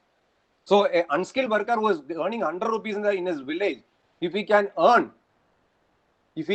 he or she, I would say, can earn 20,000 or 25,000 in those countries, let us not talk about MRW and other wishful things and restrict these people from going abroad. So to conclude, my main thing is, to the request to the government of India is, please be realistic. It is good to have long-term ambitions. Maybe 10 or 15 years it will take. But in the immediate future, where the immediate requirement is creating lakhs and millions of jobs, please be realistic and take quick decisions. Meetings are fine, but if decisions are not implemented, we also lose interest in the meetings. I'm telling you, this is what you should also know. All those who have participated in earlier meetings should we come there, have tea, pakwada, and go back. Nothing comes in. Most of the cases, I'm not saying always. At the higher level, decisions are not taken. After the meeting, you forget about it. That should not happen, sir, again. Because now we cannot afford that. Times have changed. As you said, times have changed. Quick decisions have to be taken. Realistic decisions have to be taken. Thank you so much for giving an opportunity to speak on behalf of the industry. Thank you, Mr. Srini. You almost covered all the points what the recruitment industry is facing now. Since we are running short of time, we will move to the next speaker, Mr. Abdul Karim, Chairman and Managing Director of Creative Group, and he was the founder, Chairman of Federation of Overseas Recruitment Association of India, and he was the immediate past President of Indian Personnel Export Promotion Council, Mumbai. Let us welcome Mr. Abdul Karim. Hello, good afternoon, everybody. Can you hear me? Yeah. Yeah. First of all, as you said, the time is running late. Thank you, Dr. Suresh Kumar and your team for your efforts to initiate such a webinar. It is a very highly need of the hour, and our fraternity is eagerly looking for such kind of events. And also, we are very fortunate to have our immediate past bureaucrats, Dr. Mule and Mr. Luther, the bureaucrats with whom we have interacted well during their tenure. And these two were the most friendly, and these two bureaucrats were extended maximum support to our fraternity to liberalize in a practical manner the process of immigrate and the recruitment process, etc., etc. So we are lucky to have them in the panel. And we have Sita is there, and our industry colleague, Professor Rajan, and few others whom I don't know exactly. So welcome. Thank you all.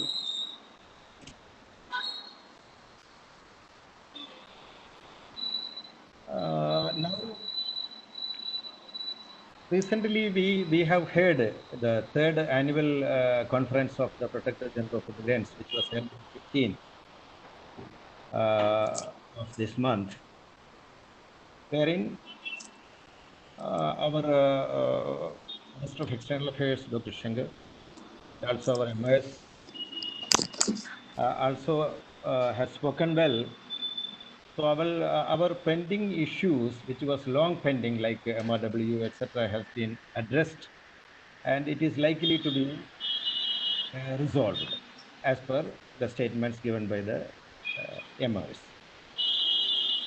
which is very promising because the industry last 1 decade where we all were struggling to get it rectified did not happen yet. At this juncture, the ministers and the bureaucrats has opened their eyes to rectify it soon.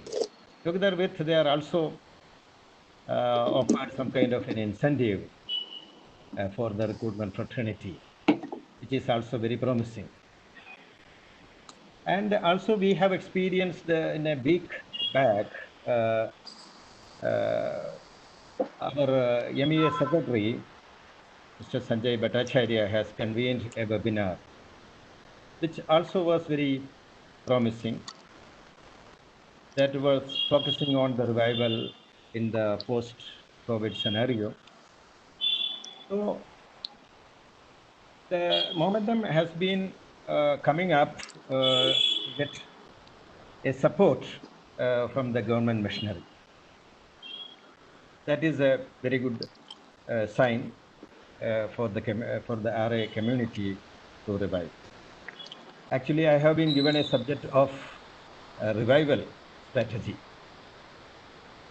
For the revival, first of all, we have to talk about survival. My colleague, Mr. Srinivasan, has shared a few points to survive our RA fraternity, which has to be taken care. As we all know, and our government department also came to know, the MEA, the regulator, all now recognized the role and importance of the RA fraternity to generate employment abroad for our unemployed youth. That has come out from the speeches of the MOS and the Minister of MEA, and from the Secretary, Mr. Bhattacharya, etc. So at least we are happy to hear the recognition finally happening. We all know that around 88 lakh people working in the GCC and around 60 lakh people in other countries, etc. After that, 80% of the people has been created by the RA fraternity only. So RA fraternity has a big role in this revival process too, in the post-COVID regime. And when we talk about revival, of course, this sector will revive. It is not going to the end of the world or anything. Definitely, the overseas recruitment sector will revive. And also, we may have a very good opportunity because every crisis, every challenges, every problem arises. There is a great opportunity too. So, RA's interest to live, continue in this sector. to tap the opportunity. So to survive of the RA fraternity, as in the speeches said, some kind of an incentive is likely. And our trade association from Delhi, Bombay, IPAPSIL, and other regional associations, etc., also are presented for some kind of stimulus packages. And they proposed something in turn. Some of the association has got some kind of a acknowledgement letter showing interest to support the RA fraternity, for which the trade associations also has given suggestions what way. And Mr. Srinivasan also said the bank guarantee matter, etc. How the immediate capital crunch of the RA fraternity can be resolved so that they survive. Then only a revival take place. But of course, a revival, since the government has now recognized the role of the RA fraternity, it is absolutely the job of a private sector, RA fraternity, not the job of government. So this, regarding the nurses recruitment, the country-specific permission, etc., has to be relaxed now. And the age barriers of 30 years, what Mr. Rajan said, these are all has to be reviewed and relaxed. And most importantly, the government support, our regulators' support is very much needed to revive the trade and tap the upcoming opportunities after the corona spread controlled and exist. That is very important. Of course, we all of us know Indian missions abroad is the extended arm of our regulator. Apart from the diplomatic relations and bilateral things, a major role in the expatriate of Indian origin, the Indian embassy has to take care. So they are the extended arm of the Protector General of Immigrants. They should be more RA friendly. Why an RA has been treated in a different manner? So RA's confidence is losing. Confidence of the RA is very important to revive the industry. For that, government support, the regulators support in a friendly manner, like a tourism department do, with all tour operators. Because we are also in a service industry. So the government support from the regulator bodies support and their extended arm Indian mission support across the world, wherever we place our people, is very important. Then systematically, in a strategic manner, promotional campaigns has been organized together with the stakeholders and RA fraternity together with the support of the Indian missions abroad and the regulator. That will be a major point to revive our trade and tap the opportunities upcoming post-COVID scenario. So then further, again in the e-migrate, second version is coming up. RA conference has to be taken before its finalization. The new immigration management bill is also ready. Before it presents to the parliament, again a RA conference in the emerging scenario has to be taken before it gets moved. Then the confidence among the RA fraternity will generate. This is very important because RA only can tap this opportunity and provide maximum employment for our unemployed youth to abroad. RA is a bridge in between of the foreign employer, in between the regulatory regulator, the Indian embassy, and the candidate.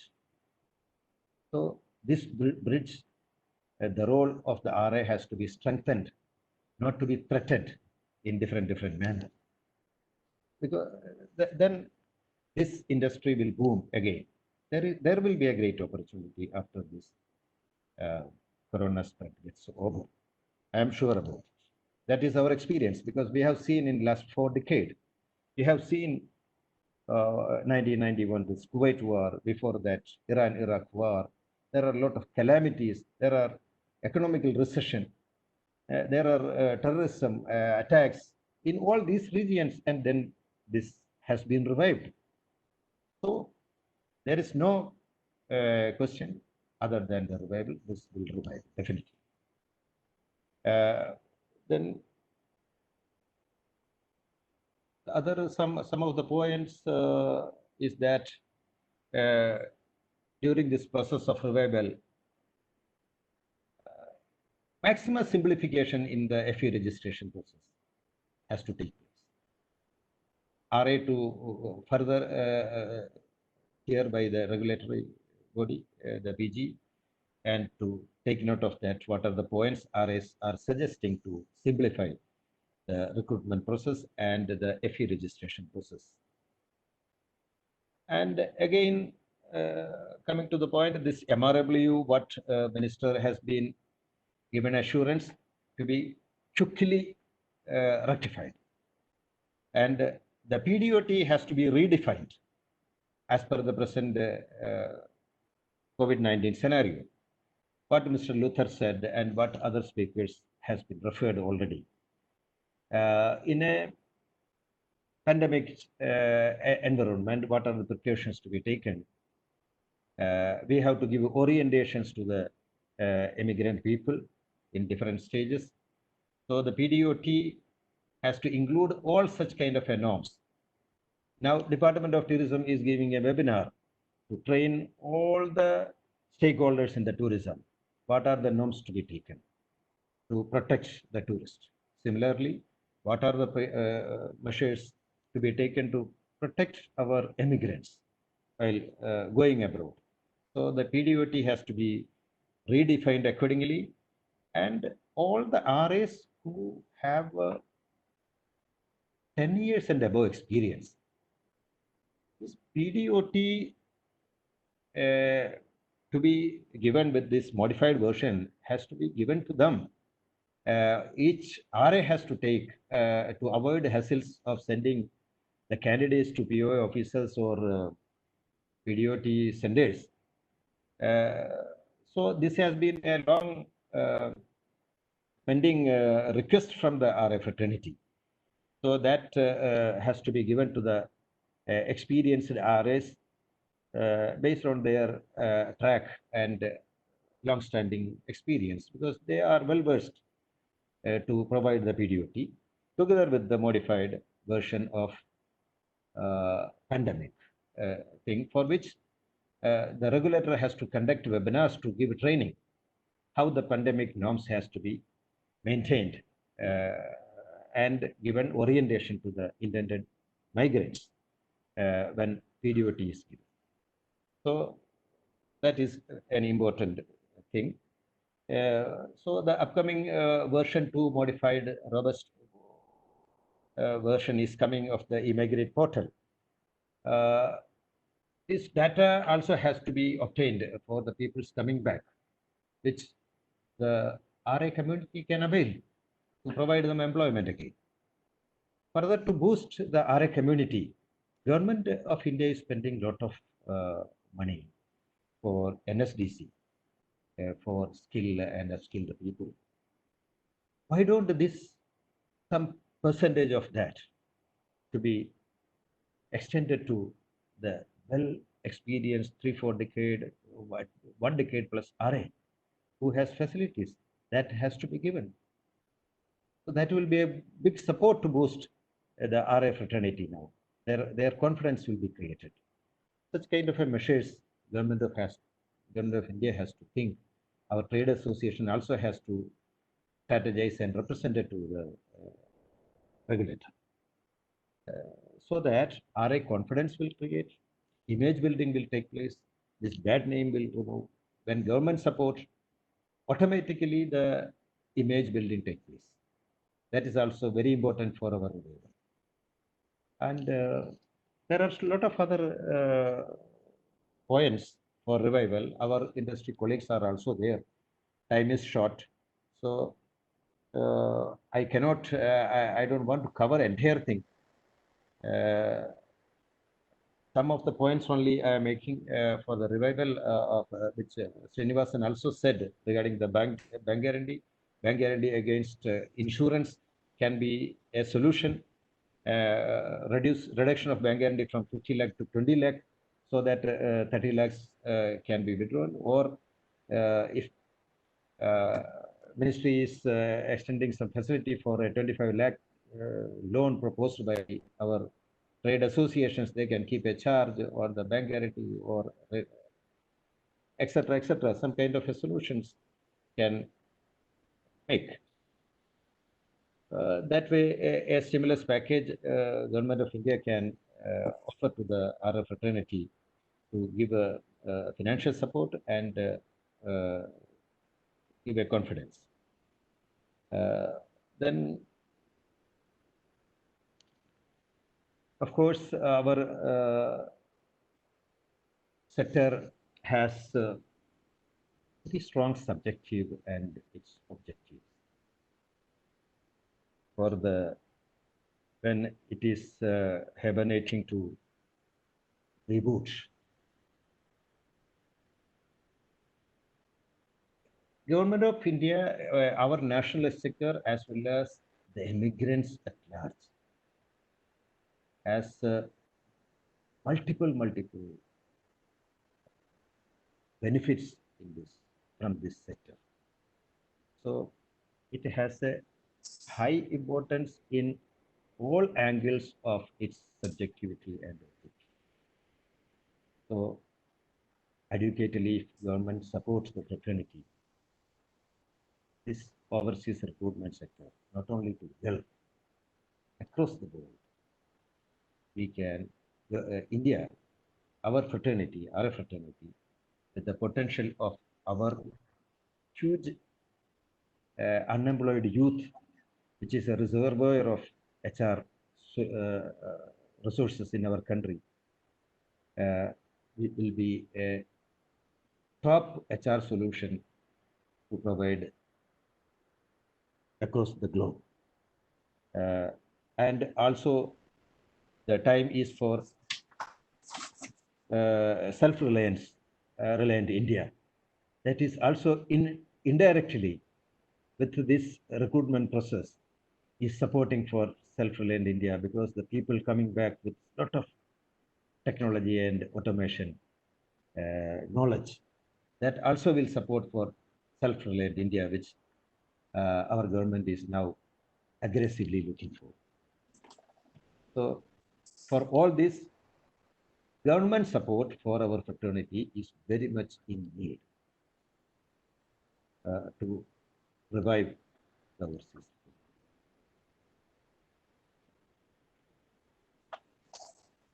Thank you very much, Mr. Abdul Karim, for the wonderful presentation of the fact and the figures of recruitment industry. Since we are running short of time, we will move to the next speaker, Mr. Shailendra Nigam. He is the Managing Director of Seagull Marketing Services Private Limited. Welcome, sir. Mr. Shailendra Nigam. Yes, thank you, Dr. Suresh, Mr. Luther, and other members on the panel. I shall try and be very brief, and I'll just introduce the points because I said we are running out of time, so I won't elaborate on the points that I wish to highlight. So the topic that I have been asked to speak on is primarily the evolving scenario of overseas recruitment in the COVID context and the post-COVID context. So, as entrepreneurs, all people in the recruitment industry, we are basically entrepreneurs and we are optimistic people. An entrepreneur is an optimist. So a crisis, we must not let a crisis pass us by. Every opportunity that a crisis presents, every crisis is an opportunity to better and to better things. So I think we must be prepared for what is about to come. COVID is not going to stay here forever. Humans are very resilient.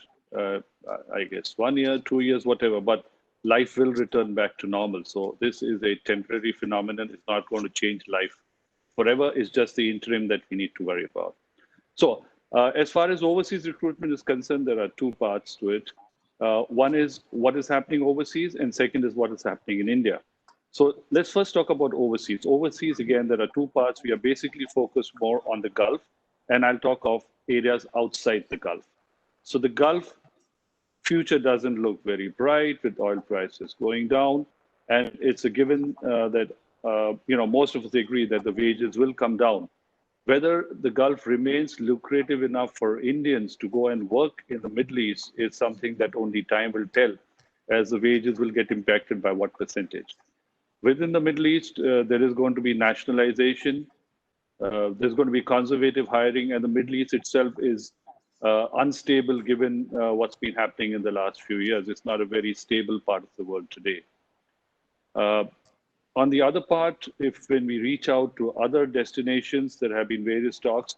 So from my experience, what I have seen is the world doesn't really know what India can offer. So if you go and talk to somebody in X country, the first thing they know is, what can I get from India? Then again, the second thing is benchmarking those skills. How does a plumber from India compare to a plumber available in Poland? And at what rates can I get the person? So there are three things. A large part of the world is unsure of what is available. We need to tell them that India has this to offer and that to offer. And a plumber as defined in a Western country and a plumber as defined in India are two different definitions by and large. So there's a huge gap there. And then again, the final part is at what rates are these people available? So when we reach out to the world, there's a lot of educating the Western world that needs to be done by the fraternity and by the government themselves.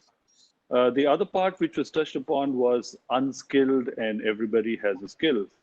I ask you, what is wrong with unskilled? Are they not people who work for a living? They work probably as hard as you and me. And they are needed out there.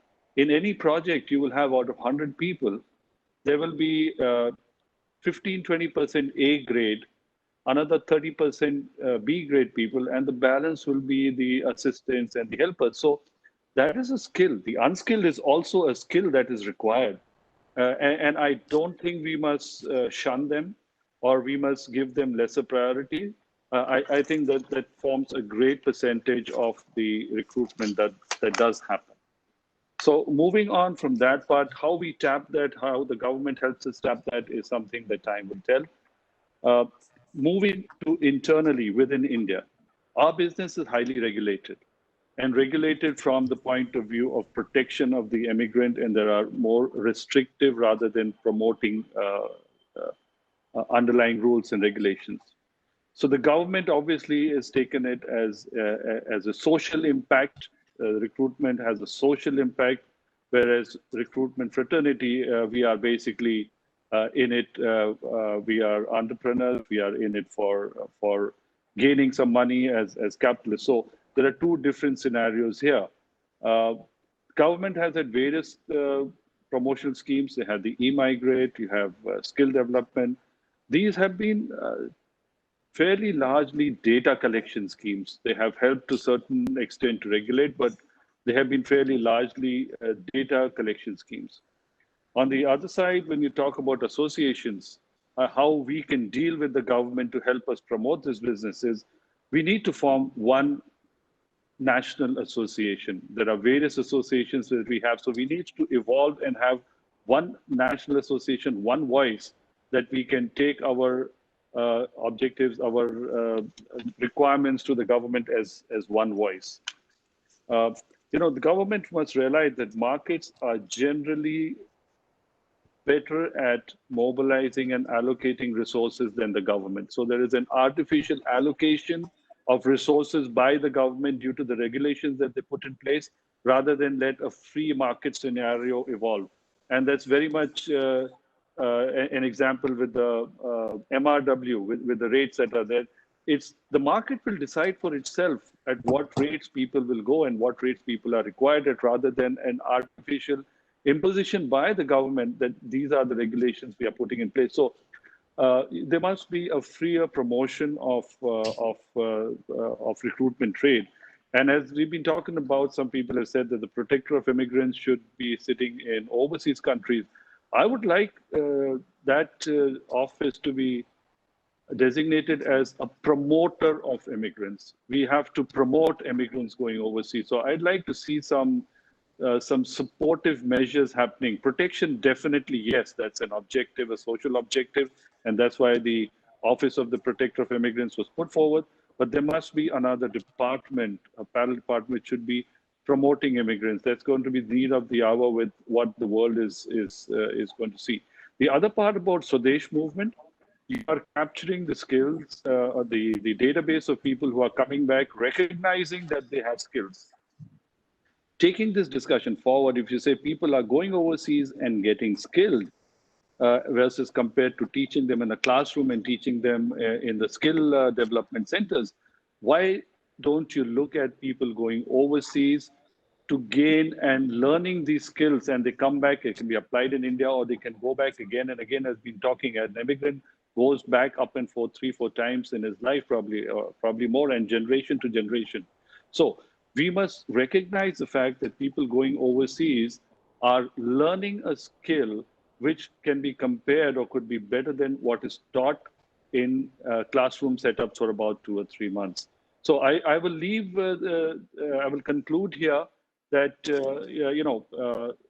when COVID lockdown is lifted, there are larger opportunities for us. It is for us to recognize where these opportunities will be coming from, and during this period, preparing for those opportunities, and during this time, how we can evolve as a fraternity into one national body that we can represent with the government to better support the industry. Thank you. Thank you very much, Mr. Nigam. And what you said is that correctly, rather than a crisis, and let us hope for that actually the recruitment fraternity come together and we should bargain for our rights through the government and all. Thank you. And the next speaker is Mr. Supreet Sandhi. He is the Executive Director of Soundline Groups, and he was the founder, treasurer of Foray, and managing committee member of Hypertype. Thank you. Good afternoon, everyone. Am I audible? Okay. Thank you, Dr. Suresh. I would like to start by paying my respect to Mr. Luther, Ms. Sita, Professor Iduraya Raja, and senior experts from our industry, and of course, the participants of the webinar. I would especially like to thank Mr. Srinivasan for accurately pointing out the problems of the RAs, may it be MRW, PG, grievances, office space, approval procedures, and so on. I think that is the need of the hour, and I would thank him for accurately pointing out the same. I've been asked to speak about the challenges and opportunities in the GCC recruitment. According to me, the word challenges and opportunities itself, I think are intertwined, where if we have out-of-the-box thoughts and solutions towards a particular challenge, then we'll be able to create opportunities for ourselves. But having said that, there are certain market facts that we cannot neglect. Because I'm asked to speak about GCC, I'll focus on the GCC market facts. There is definitely a tightened liquidity. There is a lot of uncertainty. Let me tell you why I feel that there is an uncertainty. Currently, there's already a slowdown for demand for goods and services. But with the majority of because we all know that GCC has a lot of expat population. If even a substantial portion of the expat population goes back to their countries, and if it takes time for them to come back, this will further reduce the demand for goods and services, which will again impact in the jobs that are there to be offered to the aspirants. Of course, as we all know, the private companies are the last ones to get projects in the GCC countries. Majority goes to the government-owned companies. The digital economy in the GCC itself is in an infancy stage.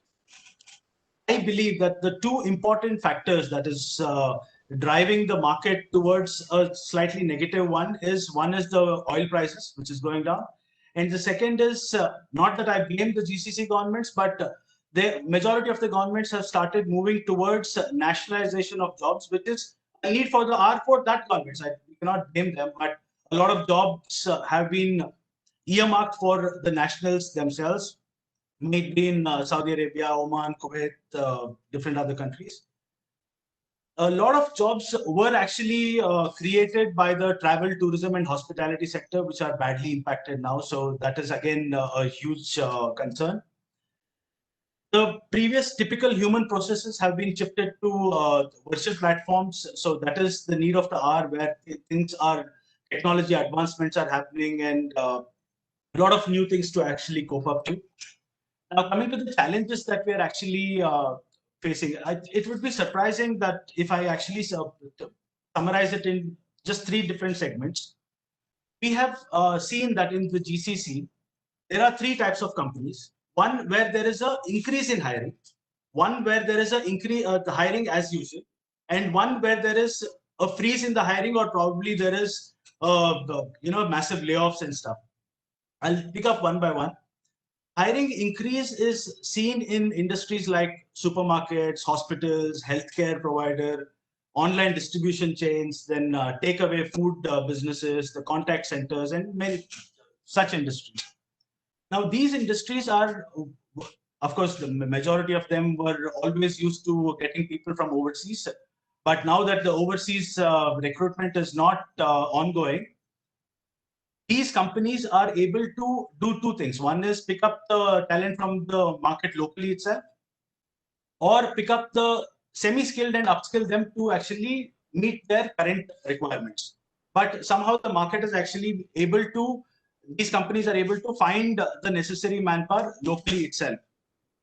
Even now, coming to the next, where hiring is in a usual process, even they have seen a lot of change, wherein hiring has become through a virtual process because there is no personal interviews and stuff. We have seen the companies adapt to new technologies. There are certain CVs that we have been receiving where the candidates are actually sending a video introduction about themselves. So this actually gives an additional edge to them, so that they can introduce themselves and be and showcase what they want to be seen as. The most important factor is where there is a massive layoffs that is happening. Now, this is again, as Dr. Suresh has actually mentioned rightly, that it's an evolving scenario. This is an evolving scenario where nobody exactly probably knows what is going to happen and how much is the vacuum that is going to be created by the expats moving out. If we go by the numbers that has been registered with the different embassies of the Indian expats who want to go back, the numbers are huge. But are they all because they have lost their jobs? Are they some ones because they just want to go back home during these testing times? These are all yet to be seen to be tested. This is, as it is very rightly said, it's an evolving process. As far as opportunities in the current market is concerned, there has been a lot of relaxation in the immigration rules in different countries, where let's take UAE as an example. In UAE, the government has said that you can actually either reduce the salary, you can send them on unpaid leave, you can even ask the employees to utilize their paid leaves, or they can be terminated, and many other things. And as a matter of fact, the best relaxation is that they can transfer from one employer to another without any hassle.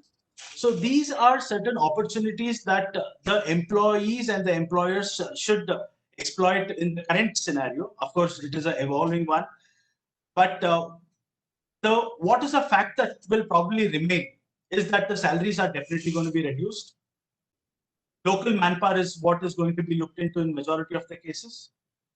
There is a lot of good talent that is available. I think there is, if with the right search, the right talent is easy to source now. But whether it is an employer or an employee, I think going further, there are a few important facts that will actually keep you in the market. One is adaptability. You have to be able to adapt to the new changes very dynamically. There has to be a tech savviness, whether it is an employer or an employee. Tech savviness is going to play a key role. leadership and customer service is going to be looked upon, because there is a lot of dearth of that, and if you're not able to cope up to it, then you will be lost in the crowd. And I would emphasize especially on one very important thing, which is called emotional intelligence. Right now, I think it is a time where everybody is going through tough times. So whether as an employer or an employee or whoever as a stakeholder in the entire scenario you are, I think if the whole approach is with the right emotional intelligence, I think you will have made a mark for yourself in whatever capacity in the market in the days to come. And I would like to conclude by saying that as it's a constantly changing, dynamically changing environment, I think adaptability should be the one word that we need to take home with respect to changing constantly for the better and adapting to the new scenarios that are evolving. Thank you. Thank you, Dr. Thank you, Sandy. And I invite Mr. Ashok Mehra, Managing Director of Asia Power Overseas Employment Services, to deliver his address.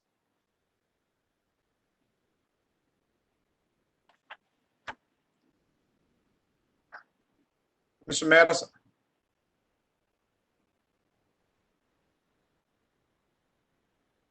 Yes, sir, your mic is mute. Unmute the mic. Yeah, now it's okay. Now it's okay? Yeah, okay. Okay. Namaskar. Good afternoon to all of you. And thank you, Dr. Suresh Kumar, for inviting me. As you are all aware, we are surviving in this manpower industry since 50 years. I think this business started in 1970. And we are surviving since 50 years. We are surviving in this manpower business. And I feel there is nothing to be worried. There is nothing to be panic. I mean, I want to say that this manpower industry, there is no future problem. The problem is only for 6 months to 1 year. We have a problem. We should know how to manage, for further 6 months and 1 year. And I think all the problem, whatever's are coming, will be getting over sooner. I mean to say, because even the new market is going to come up. As you know, even the European market is coming up, Germany is coming up, Poland is coming up, Japan is coming up. They need manpower. African countries are coming up. Even the Kazakhstan, Uzbekistan, Russia, Europe is coming up. And everybody is aware. Everybody is aware in all the Western world, USA or Canada or Europe or Australia, New Zealand, everywhere, nowadays, they have live-in relationship. Live-in relationship means they are not coming up with the children, So, live-in relationship means no new generation is coming up, Since no new generation is coming up, this so much developed countries are there. These all developed countries, for new generation, for how they are going to run such huge, whatever factories or whatever they have put up huge installations, how they are going to run without the manpower. So all these countries are going to depend on I think India is the most preferred nation all over the world. Everybody prefer Indian brains. Everybody prefer Indian brains.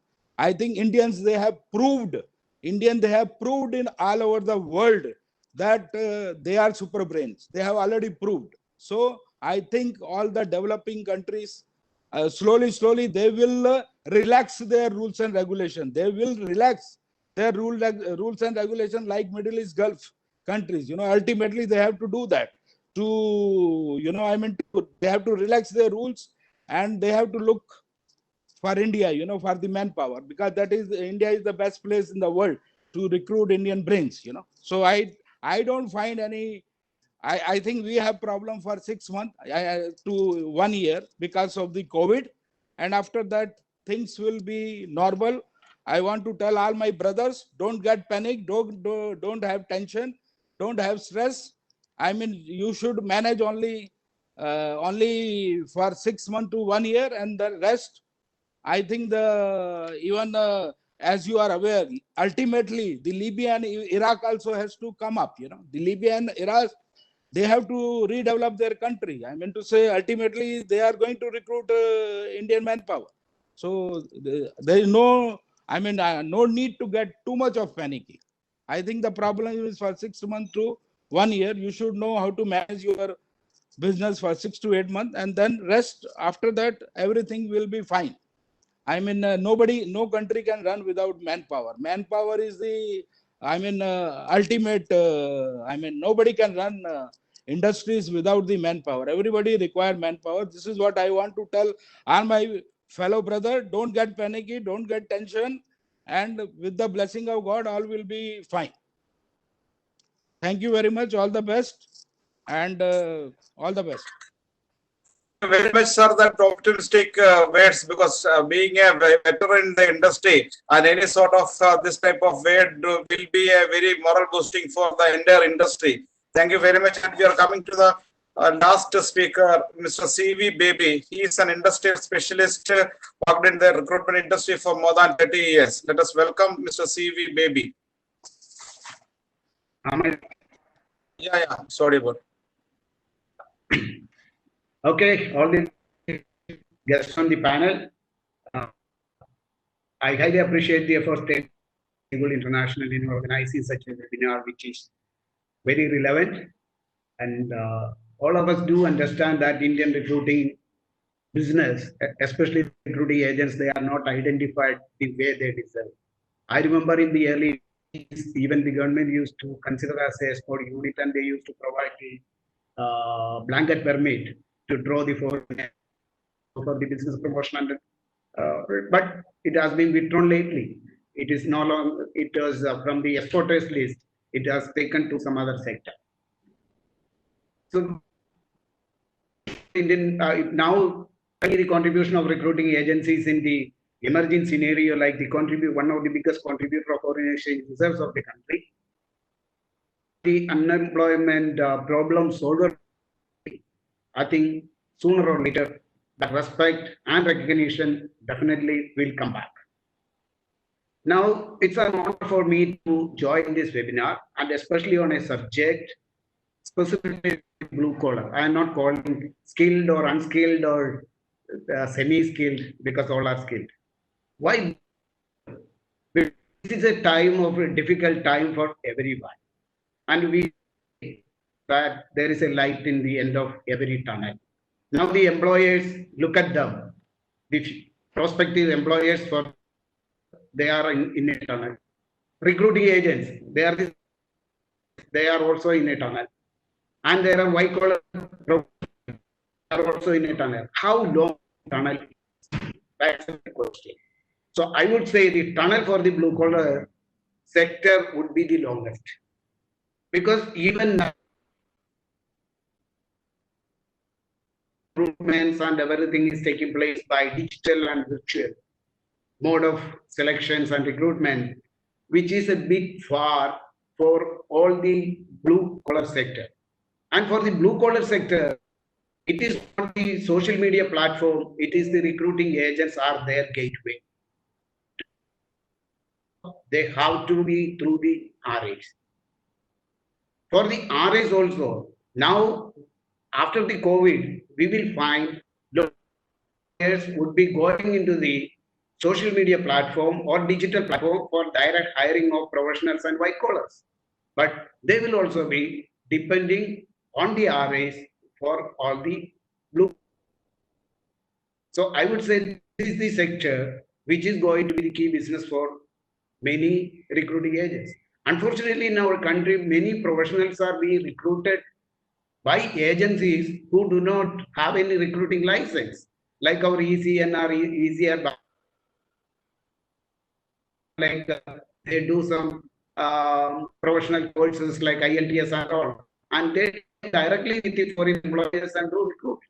So the people who have taken the recruiting agents who have taken the license and waiting for, without any license, people are doing that. So white collar jobs are getting any sector, direct recruitment and unauthorized sector plus the recruiting agents. So the main business is for RAs in the post-COVID scenario would be the blue collar. Now, In blue collar, I would, like Mr. Shailendra Nikam pointed out, we have to do. When we talk a lot of skill India, skill development, skill criteria, we are still in the infancy. Syllabus and the curriculum of our ITIs and ITCs, it is still for independence time. You will find people teaching hacks of life, which no industry wants to do. So our training modules or our training pattern is not come up to the market standard. Who knows what is required for the modern industry? The best people will be the technical people of the recruiting agents because they get a trade every day. They come across with a new trade every day. There are many trades required in the industry and we don't have the institute trades. Many people who are setting the syllabus and curriculum, even they don't know about anything about many trades which are required for a multi for across the world. As he was telling, the plumber in India is different from a plumber required in Europe. So basically, this program has to be in consultation with the technical experts of the recruiting agents. Then only it will be successful. If but the recruiting agents are suffering because there is a huge gap between the bureaucratic setup and what the way the industry needed. So that is why many recruiting agents find their own shortcuts to set up a skill enhancement center and make themselves, sure that, okay, I am sending. So post this COVID period, employers are likely to, so far it was numbers, but in future, more than the numbers, the quality and productivity is the deciding factor. So until unless we provide that right talent with the right skill, we will be edged out. When we talk about this, it is not skilling alone. Because in India, unfortunately, the concept of multi-skill, only few recruiting agents will understand, or maybe all the recruiting agents understand, because they come across, they go from Kashmir to Kashmir, find just to looking for multi-skill people like handyman and people who are excelled in. Ultimately, you will find somebody who has come from that. Are we producing those? So where we are, now we have a difficult time. I think this is the time we have to do analysis, what is required, where our home country is lacking, identify those gap, and maybe, I don't know how far the recruiting agents to convince the skill India people to come closer to what is required for the modern industry and do the in association with the emerging recruiting agents. That will go a long way, keep on providing the right blue collar India to not only get the other European countries. Secondly, we have to play a big role in confidence. See, we have seen the evacuation because, yes, there are thousands and thousands of people were evacuated after the Gulf War, the Libyan unrest. But that time, the workers were having a safe zone in their home country. Now, situation is different. They lost their, they lost here. There are still people struggling in the camps. There are people who wanted to come back. This confidence building part, I think we are the recruiting agents can play a big role. A matter of a few lines of consolation messages and all, how keeping in touch with them and finding their problem, we may not be able to do that consolation process. I don't know. So many, even within India also, migrant laborers are going from one state to another state. They are struggling. We have to plan on the confidence building measures. Blue collar jobs are always a low earning group. So when minor changes in the economy hit them the most. So basically, if we think about bringing them into a virtual or digital recruitment mode, it will take long time. That is not practically possible in a country like ours, even There are many places where the 4G facility is yet to reach. So we have to go to the traditional recruitment mode. So for traditional recruiting mode, so far, most of the recruiting agents are focusing on the metro cities. We may have to stretch out our operation actual source, cutting maximum possible sub-agent networks as far as possible. Then that will bring the confidence into the workforce, and in that process, we can look after the skill, the right skill, in the technology-wise. Introduction of biometric system, etc., will go in a big way in convincing our client, because recruiting agent not only have a bad name in within our country, also in the minds of many employees. Also, there are like that certain recruiting agents are there finding shortcuts and sending gas. So to avoid, we have technology, win the confidence of work, focus on skill development, focus on multi-skilling. On this point, because many points what I already planned, which is already covered with by many people. So I don't want to repeat. Thank you very much once again. That's it. Thank you, Mr. Baby. We are going to end this session, and we will move to the panel discussion. We had a wonderful thoughts are coming from different panelists and all. I now request to Mr. Luther. Sir was waiting since beginning, and I request him to just come up with his views about the revamping the recruitment scenario and the challenges and opportunities. How can we able to cope up this situation? Over to you, sir. First of all, can you hear me? And can you? We can hear you. Yeah, I can hear you. There is a bit of an echo in the audio, so I will try to speak slowly.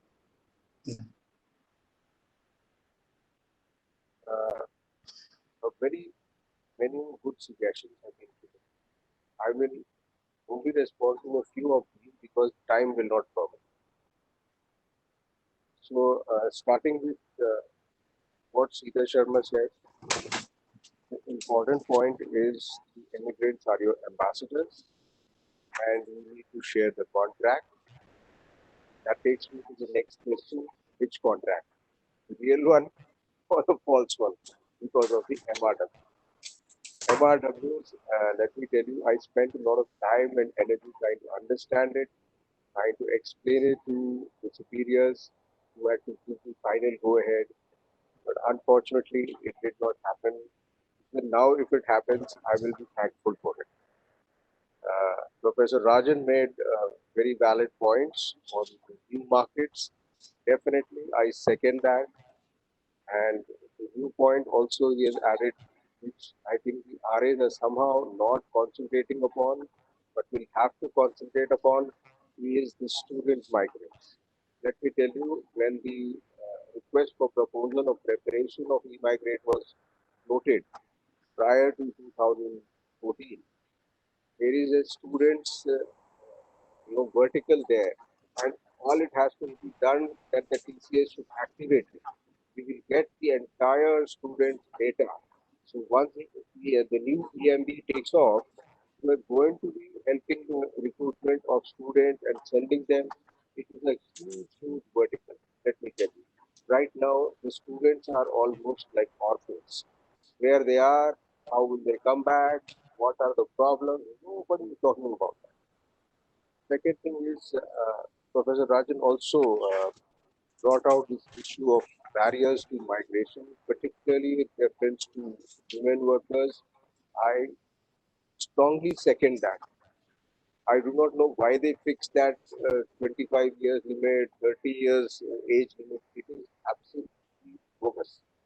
Because whenever you have a barrier raised by the government, there are people who want to overcome that barrier through the side routes. And that leads to exploitation. It should be immediately done away with. Then he also made a very valid point, and several of you have repeated that point. Let me recount a small anecdote. When I joined as Protector General in November 2015, my first interaction when MEA took over from Overseas Indian Affairs was with Dr. Jaishankar, who is now the minister, and then he was the foreign secretary.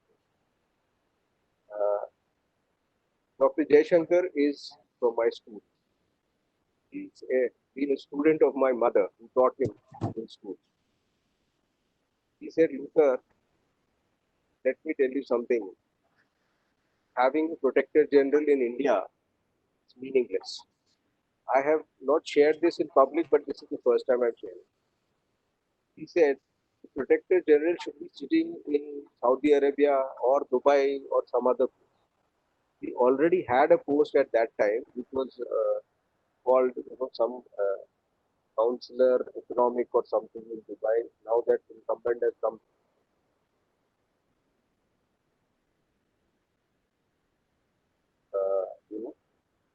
Send you there.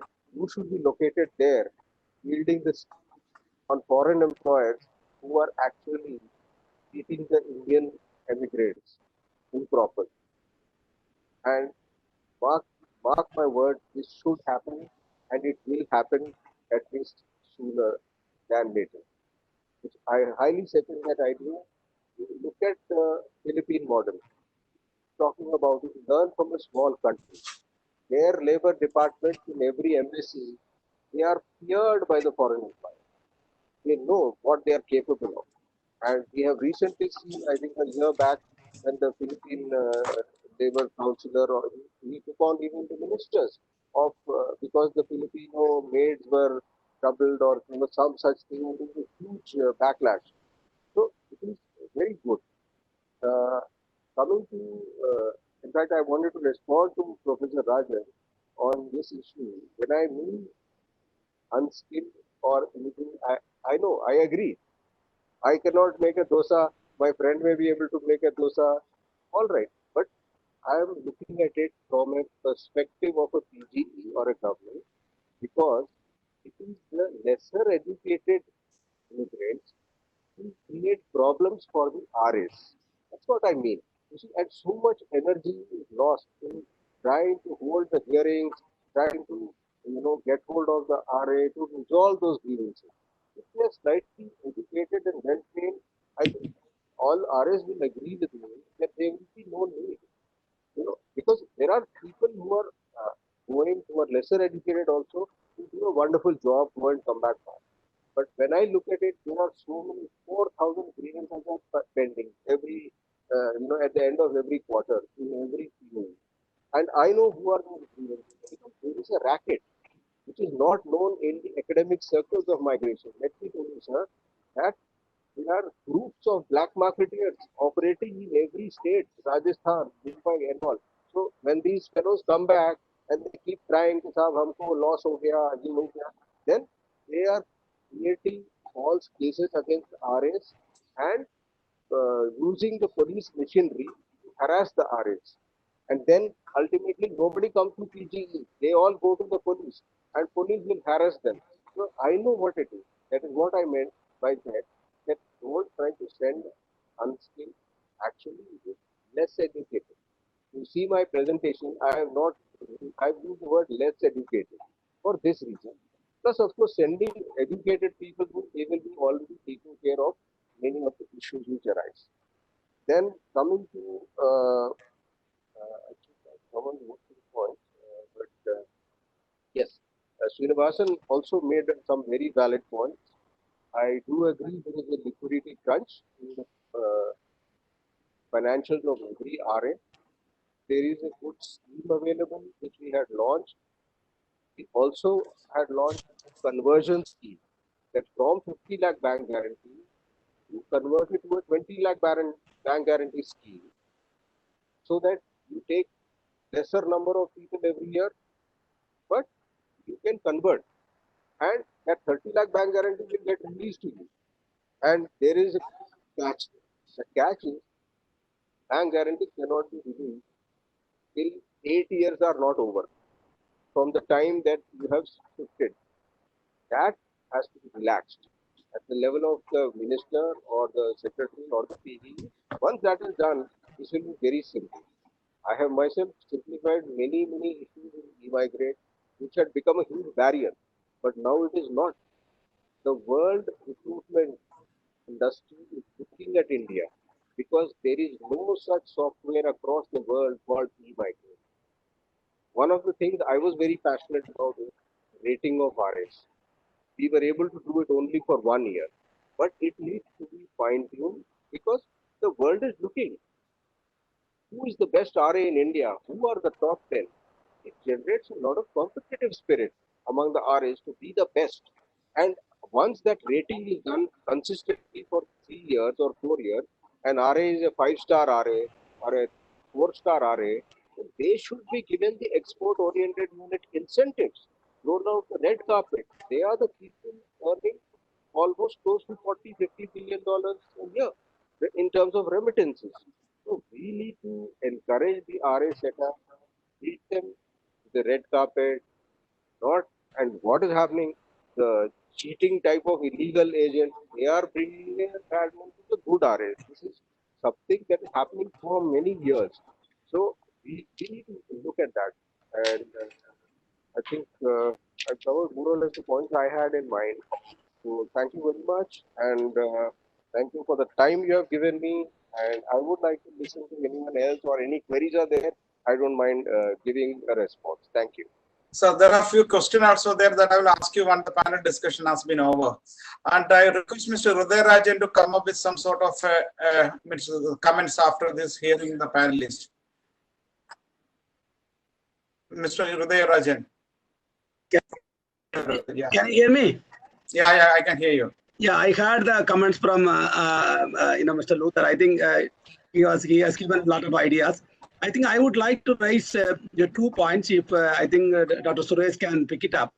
Yeah. One is to undertake a larger study on the role of or the contribution of recruitment agents on the national income, or what is called what is the proportion of remittances was generated because of the work done by the what is called the recruitment agents. I think you have only 1,500 agents. I think some things should be seriously, so that they should put some number like 20% contribution by them, like we are talking about agriculture sector, industrial sector contribution to the per capita income. Something we should talk about that, and how much you are playing a role to do what is called the sustainable development goals. Because we are talking about, because the migrants are, I was telling today morning to some another meeting, migrants are not fighting with countries. They are not fighting. There is no India-China fighting. These migrants are fighting against poverty, against unemployment, against malnutrition, and you are facilitating them. So you have to recognize. So for that, we need some numbers about your contribution. Another point I would like to say is that I think we have a lot of employment exchanges. I think Luther talked about the returned migrants, registering another thing. We should think of what is called the returned migrant employment exchange. That can be with, maybe the agents can start one. What is Kerala matrimony? What is Malayalam matrimony? It's all connecting people, connecting boys and girls. Because there's a demand supply. We don't know where are the boys. We don't know where are the girls. So we talk about Nair matrimony. We talk about Tamil matrimony. Like that, we should have a employment exchange for people who want to migrate, who want to re-migrate. We don't have anything like that in this country. You have employment exchange running by the government. Nobody knows what is happening. There should be exchange like a live registrar saying that anyone want to go, they should register that. Their photo will be there, their qualification, their education. Then you can match them, and some of you can pick up those. You can go to the website. Okay, I'm looking for 10 plumbers to send it to Italy. Do they know Italian language? So you can think of, you can do a lot of good business in the post-COVID. I think we need a good employment exchange for those people who want to migrate, who want to re-migrate. I'll stop here. Thank you, Suresh. Thank you very much, Mr. Professor Uday Rajan. What you said is exactly correct. When we present to a government, contribution of our industries matters. And in fact, you may be remembering that this I discussed you with some time back. And in fact, association with an economist from IIT Bombay has done sort of basic studies about this thing. And fantastically showing that this is a 700 crore industry and providing job for 5 to 6 lakh rupees. So we have taken like that. Actually, every 1,500 recruitment agents are there. Average 10 people will be working for the authorized agencies. Under them, there are many associates are there, hundreds of associates are there. And there you calculate around 5 staff, then the medical centers, trade set centers, and the ticketing centers. All this, if you take, approximately it is coming around 700 crores. And we need your support to make it as a document and submit to the government, and with fraternity is there, and whatever the services you can, if you can able to do that, it will be a big support for the struggling industry. And now I request our panelists and whoever want to come and give the views now, because you have to take 2 minutes. Other than that, because we don't have time. Okay. I would like to. Okay, Mr. Jilin. Actually, respected Luther sir and Mr. Irudaya Rajan, they have mentioned, they have given us a very good suggestion. Actually, RS should explore new markets. Actually, Indian RS are much faster than any other countries' recruitment agencies. And we are already reached all new markets. We have traveled to Germany, Japan, Romania, Poland, Italy for generating new demand for our people, for our Indians. Even though we have generated so many requirements from new market, we are facing challenge to recruit candidate to these new market, such as Germany, Japan, Romania, and Poland. But there are multiple barriers, but major barrier we are facing a language, as Mr. Iridaya sir informed. And we don't have, unfortunately, our country don't have sufficient language training academies. We are we are investing on upskilling, upgrading the skill development, and we are trying to make India as a skill capital of the world. It's a very good, okay, it's a very good thing, but same model, government should take an initiative to come and collaborate with the recruitment agencies and open up multiple language academies across India.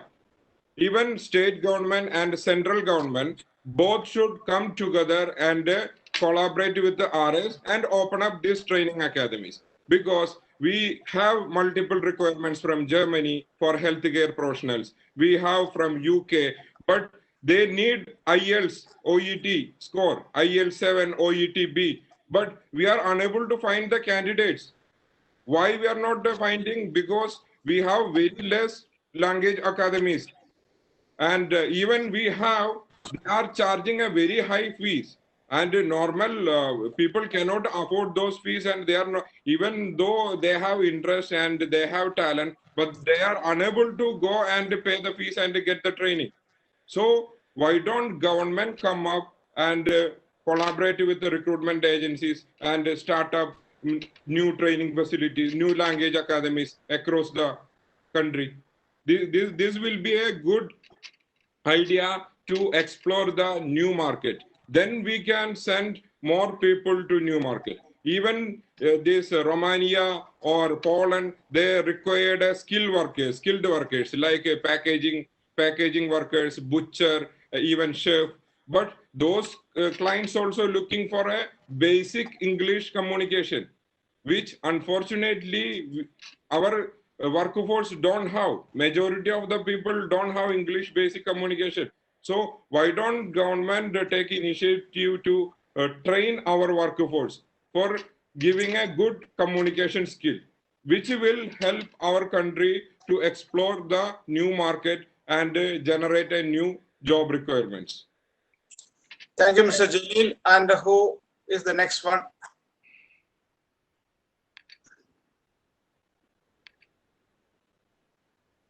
If I may, I want to actually pick up on something that Mr. Jalil just now mentioned.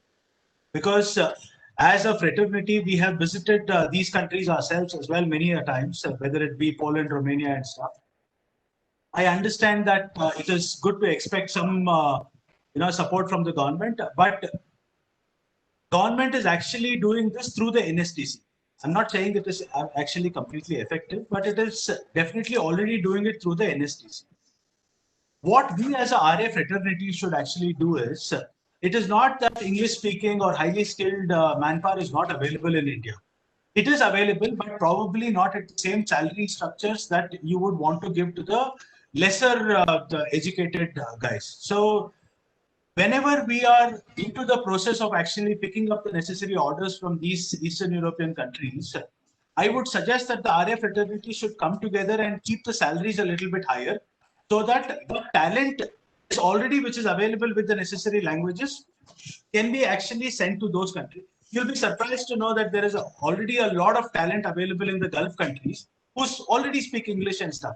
So they can move on further, and the ones who are actually less English speaking and educated can come on to the Gulf. And this is how the migration, remigration, and the whole process can pick up. But of course, I do understand his concern for the government to come in. But I believe that we should stop considering the government to do much of what it is already not doing, and focus as one community and do it ourselves. This is what I feel. Thank you, Sandy. And who next one is? Yes, sir. Okay. Luther, sir. Sir, your mic is mute.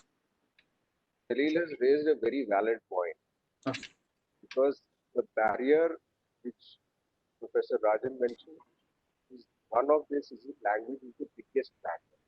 Go anywhere, to study anywhere, to do anything. And you can understand from the government perspective, to ask government to do anything, if there is no mechanism, then nothing will move. See, when government has to set up a language training lab or a language facility, then for them to even set it up, it will be an enormous task, enormous bureaucracy, all clearances, because we are answerable to the public for the money spent. That is why the government wants more government, more governance and less government. So don't look at this. I would say state governments are better equipped because there is lesser bureaucracy there. But as an alternative, I say that there is no dearth of language training schools in the country. If your candidates are selected and competent for a particular country, you send them for a short-term course, enable them to clear the IELTS or OED or whatever. Our nurses are doing it. So why can't the other workers do it? I'm sure they can do it. So don't look at government, because the moment you involve government, your all plans will be gone backward by 3 years easily. So industry can set up language labs state-wise or in conjunction. See, many of the RAs are having very good their own training institutes or skilling institutes. You open a module there. Your validation comes from their qualifying the prescribed IELTS or OED score, and they get selected. When you're already doing 80% of the skilling work, another 20% for language will also help. That is just my suggestion. Thank you. Okay, sir. Thank you very much. Mr. Nigam. Suresh, I just wanted to add on language skills. I think today in the country, we have a lot of training institutes across the country, physical institutes and online institutes. Okay. And people can learn from wherever they are sitting, from their villages or various cities. So I think the infrastructure has evolved and is evolving further. I think it needs to be fine-tuned to the requirement which is existing today. So that's one thing. The other thing I wanted to touch upon is, we in the fraternity, we keep competing with each other. But we have to make ourselves competitive when we compete with other countries to supply manpower to these foreign countries. So, example, if we're dealing with Germany, so how competitive are we when we are competing with the other alternate countries supplying people to Germany? What are the skills required there by them? What are the benchmarks which are needed? And say, for example, can Philippines supply them better people for the position of a welder? And how does the Indian manpower compete with that? Then when competition is with skills, with rates, but also in terms of procedures and policies. I would like to see a day when we can recruit people to another country in 1 week from the time we get a requisition. Yes, there are barriers of what the country requires in terms of visa processing. But our own procedural bureaucratic processes in India must be minimized in terms of the hardships and the timing that it takes. I think that would make us more competitive. It's like going into a war with your hands tied behind your back. No, we need to be more competitive. So realization of the market, of the competition, and bettering our own systems and processes will certainly help in that. Okay, thank you very much. We will move. If anyone want to talk some, otherwise we'll move to the. We will take only 2 or 3 questions. Once for Mr. Luther. Yeah. Yeah, Suresh. Yeah. Okay. Mr. Abdul Karim. Yeah.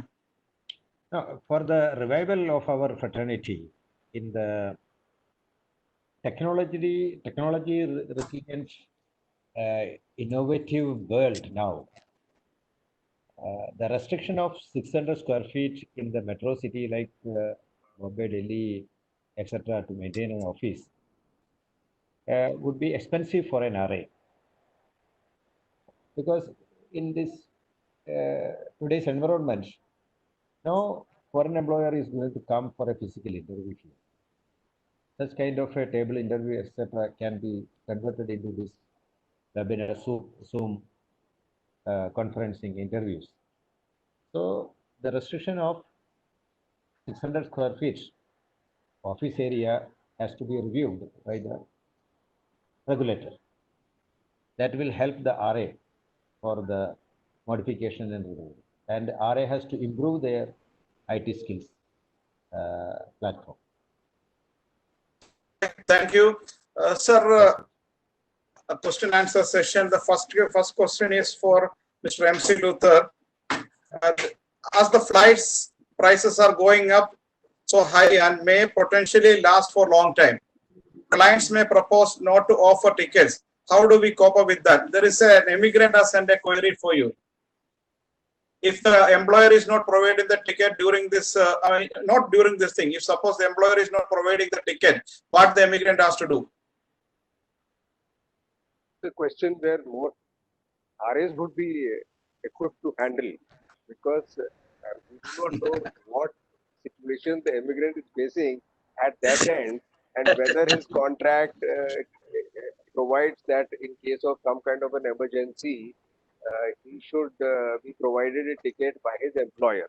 But in any case, if the person has applied to the embassy's website for registration in the Vande Bharat flights, yes, people are coming back, and embassies also, please remember, they are so short-staffed that to handle the load of Indians wanting to come back, it is sheer madness out there. I talked to some of my colleagues in Dubai and the consul general as well as other officers. They are simply overwhelmed by the number of Indians who want to come back in the Vande Bharat flights.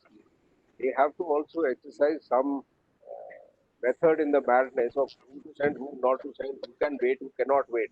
If there is a critical, like there is a pregnant lady and she has got 2 children and she has to come back because her mother is down with COVID in India, it becomes a priority. So they have to go on a case-to-case basis. Staff is so less, so it is a challenge. But definitely tell him to register on the embassy website for making use of the this facility of Vande Bharat, because commercial flights have not commenced. Only way to come back to India currently is Vande Bharat flights or chartered flights. Let me share with you, I was in a webinar with the Minister for Shipping and Transport, Mr. Mandviya, because the Seafarers Association in Mumbai had invited me to address them. They are doing some fantastic work. Seafarers, almost 2 lakh seafarers have traveled this year through e-migrate, because every RA who holds a RPSN license, they have to register on e-migrate, send the candidate details are here. When they reach airport, it is just like our chaps who go, it is all recorded. Who is the RA, what are they going, which is the shipping line, what is the nationality, what is the flagship country, everything. So they are now, the rule in the shipping industry is you cannot sail continuously as a crew for more than 6 months at a time because seasickness and all kinds of things arise. They have to come back. Shipping lines are driving the, it's like the blood of the economy of the world, supplying all the goods. So many people have completed 6 months, completed 9 months, and nobody to replace them, and no flights to bring them back. So the Seafarers Association Federation, I talked to them. What they have done, they are chartered flights every day. Almost 35 flights have so far come from Dubai, from Singapore, and Australia, and even Europe. So all the seafarers, they sign off from the ship at a particular port, reach that Dubai or wherever, and catch the chartered flight. So the shipping company is paying for their ticket in any case. But in the case of Vande Bharat, please understand that the individual has to pay from his own pocket, which may not be very conducive always. But if he's desperate, then this has to be paid. Chartered flights is one possibility. Many big RAs who can afford to have chartered flights can bring back their persons. Ministry of Civil Aviation has got a separate cell for giving fast track approvals. Now, you know, many people are coming back via Colombo. So, many governments are in this. You can think of solutions out of the box. Okay, sir. Thank you. The next question is from an RA. What is the channel for RAs to get the access to Swadesh database? Will NSDC will be sharing Swadesh database? The candidate has to log in and register it, his name, details, everything, and get the skill card. RA will not get a skill card, but RA is the go-between. All the people, supposing an RA has got, say, 50 candidates came back in month of May. You get their details, send them the link, and say, भैया तुम हमारे office में करो या वहाँ से जहाँ बैठे हो वहाँ से you register and give the details. You can only facilitate, but they will also be in your database. Should a job arise for him, you can send him back. Because I will tell you, like I think Professor Rajan said, or who I think he said this. Many of the people, no, somebody from Kerala said this, I don't remember, probably Mr. Baby, that people who come back, they will obviously go back. Or was it Srini? I don't remember. Forgive me. But people will go back. And if you have the database, you can be the marriage bureau between the supply and the demand. Okay, sir. One more question for you only. This is from Dr. K.V. Sami. He is the from the government authorized agency in Andhra. How to take care of expectation of overseas employers and interest new worker in post-COVID for COVID times? How to take the expectation of overseas employers in the interest of workers after COVID? See, if I have followed the question correctly, yeah, how to take care of the foreign employers' interest? Yeah. After COVID, post-COVID. Yeah. Yeah. So if they are heading the government department or government recruitment agent who are sending, they have their own database of foreign employers with whom they are dealing. This is the time to have to initiate confidence building measures in the FEs. That at your end, you will facilitate in bringing back the immigrants, helping them, keep in touch with them, and should a job arise again, then. Similarly, please share the protocols of, see, every state government has a different protocol, as I was mentioning. So you do not know which state is following what rule. And as an RA, if you have got people coming from Karnataka or from Kerala or from Andhra or from Rajasthan, you must, and it's all available on the internet. It is all available on the, every state government has got an app. You download the app for that state, you will come to know what are the protocols. You share the protocols as an RA with your foreign employer. If you are sending him on a flight via Delhi, then this will be the protocol. If you are sending him via Colombo, this will be protocol.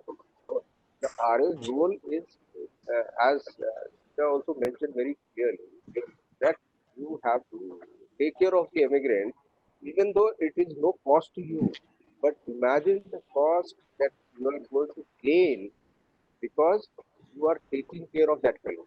And he will again and again come back to you. He will bring his whole mohalla, his whole village to seek your guidance. Yes, he is a gentleman. He has guided me. He has not cheated me. He has, he is like a devta. So it is like that. You have to build that relationship, and RAs can do a very big role in this. Yeah, the next question is from Mr. Vaidyanathan. That UAE is ceasing travel cuts from June 23rd. Will there be a massive reverse migration? That anybody from UAE can able to answer. UAE is easing travel cuts from 23 June, and will there be a reverse migration? This again, it's a dicey question unless we don't understand what the Indian government's stand is with respect to letting the Indian citizens in and out of India. So it is again to be watched. But as far as UAE is concerned, from the 23rd they are starting. This is for sure.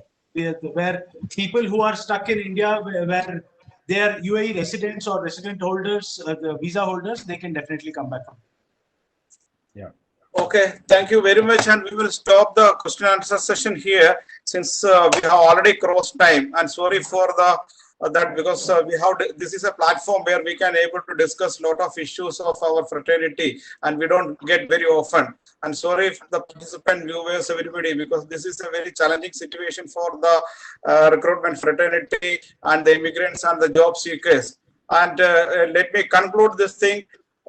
Because there was a news I read in the newspaper today morning, in the Saudi Arabian newspaper, is that actually it's showing that it's expected that overall business environment will improve in the second half of 2020, especially in the fourth quarter of the year.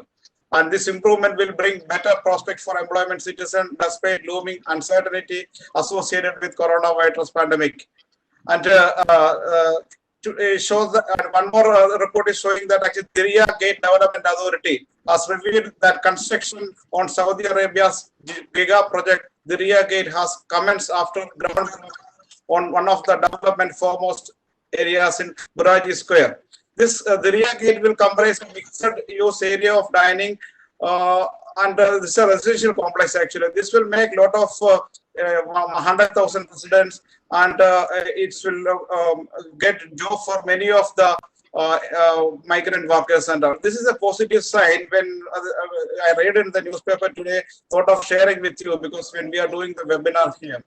And I thank you everyone for this sharing your valuable thought and coming here. And it's a great pleasure that when we invited you, and without any hesitation, everyone has been come and shared your views. Definitely, I know that this is going to benefit the industry people, immigrants, job seekers, everyone actually. And this type of an event should not have been possible without the support, and your involvement and support indeed made a great difference. We take this opportunity to thank you all speakers, participants, colleagues, and to make this event a grand success. Thank you very much. And see, we need to have certain this type of webinars in future, and hope associations and all other agencies will initiate such type of a platform, and so that we can discuss and finalize, because a lot of things have been come, and I'm very thankful for Mr. Luther and Mr. Rajan for spending 3 hours with us. And this itself is showing that actually your interest about the migrant workers and the RI fraternity. And most of all, we need to bring the glory of the fraternity. As Mr. Rajan said, that actually only 1% of 2% of people is doing some sort of a mischief. It has been projected. As Srini rightly said that when we are dealing with livestock, only 0.1% of the complaints are coming, and that has been exaggerated in the media society.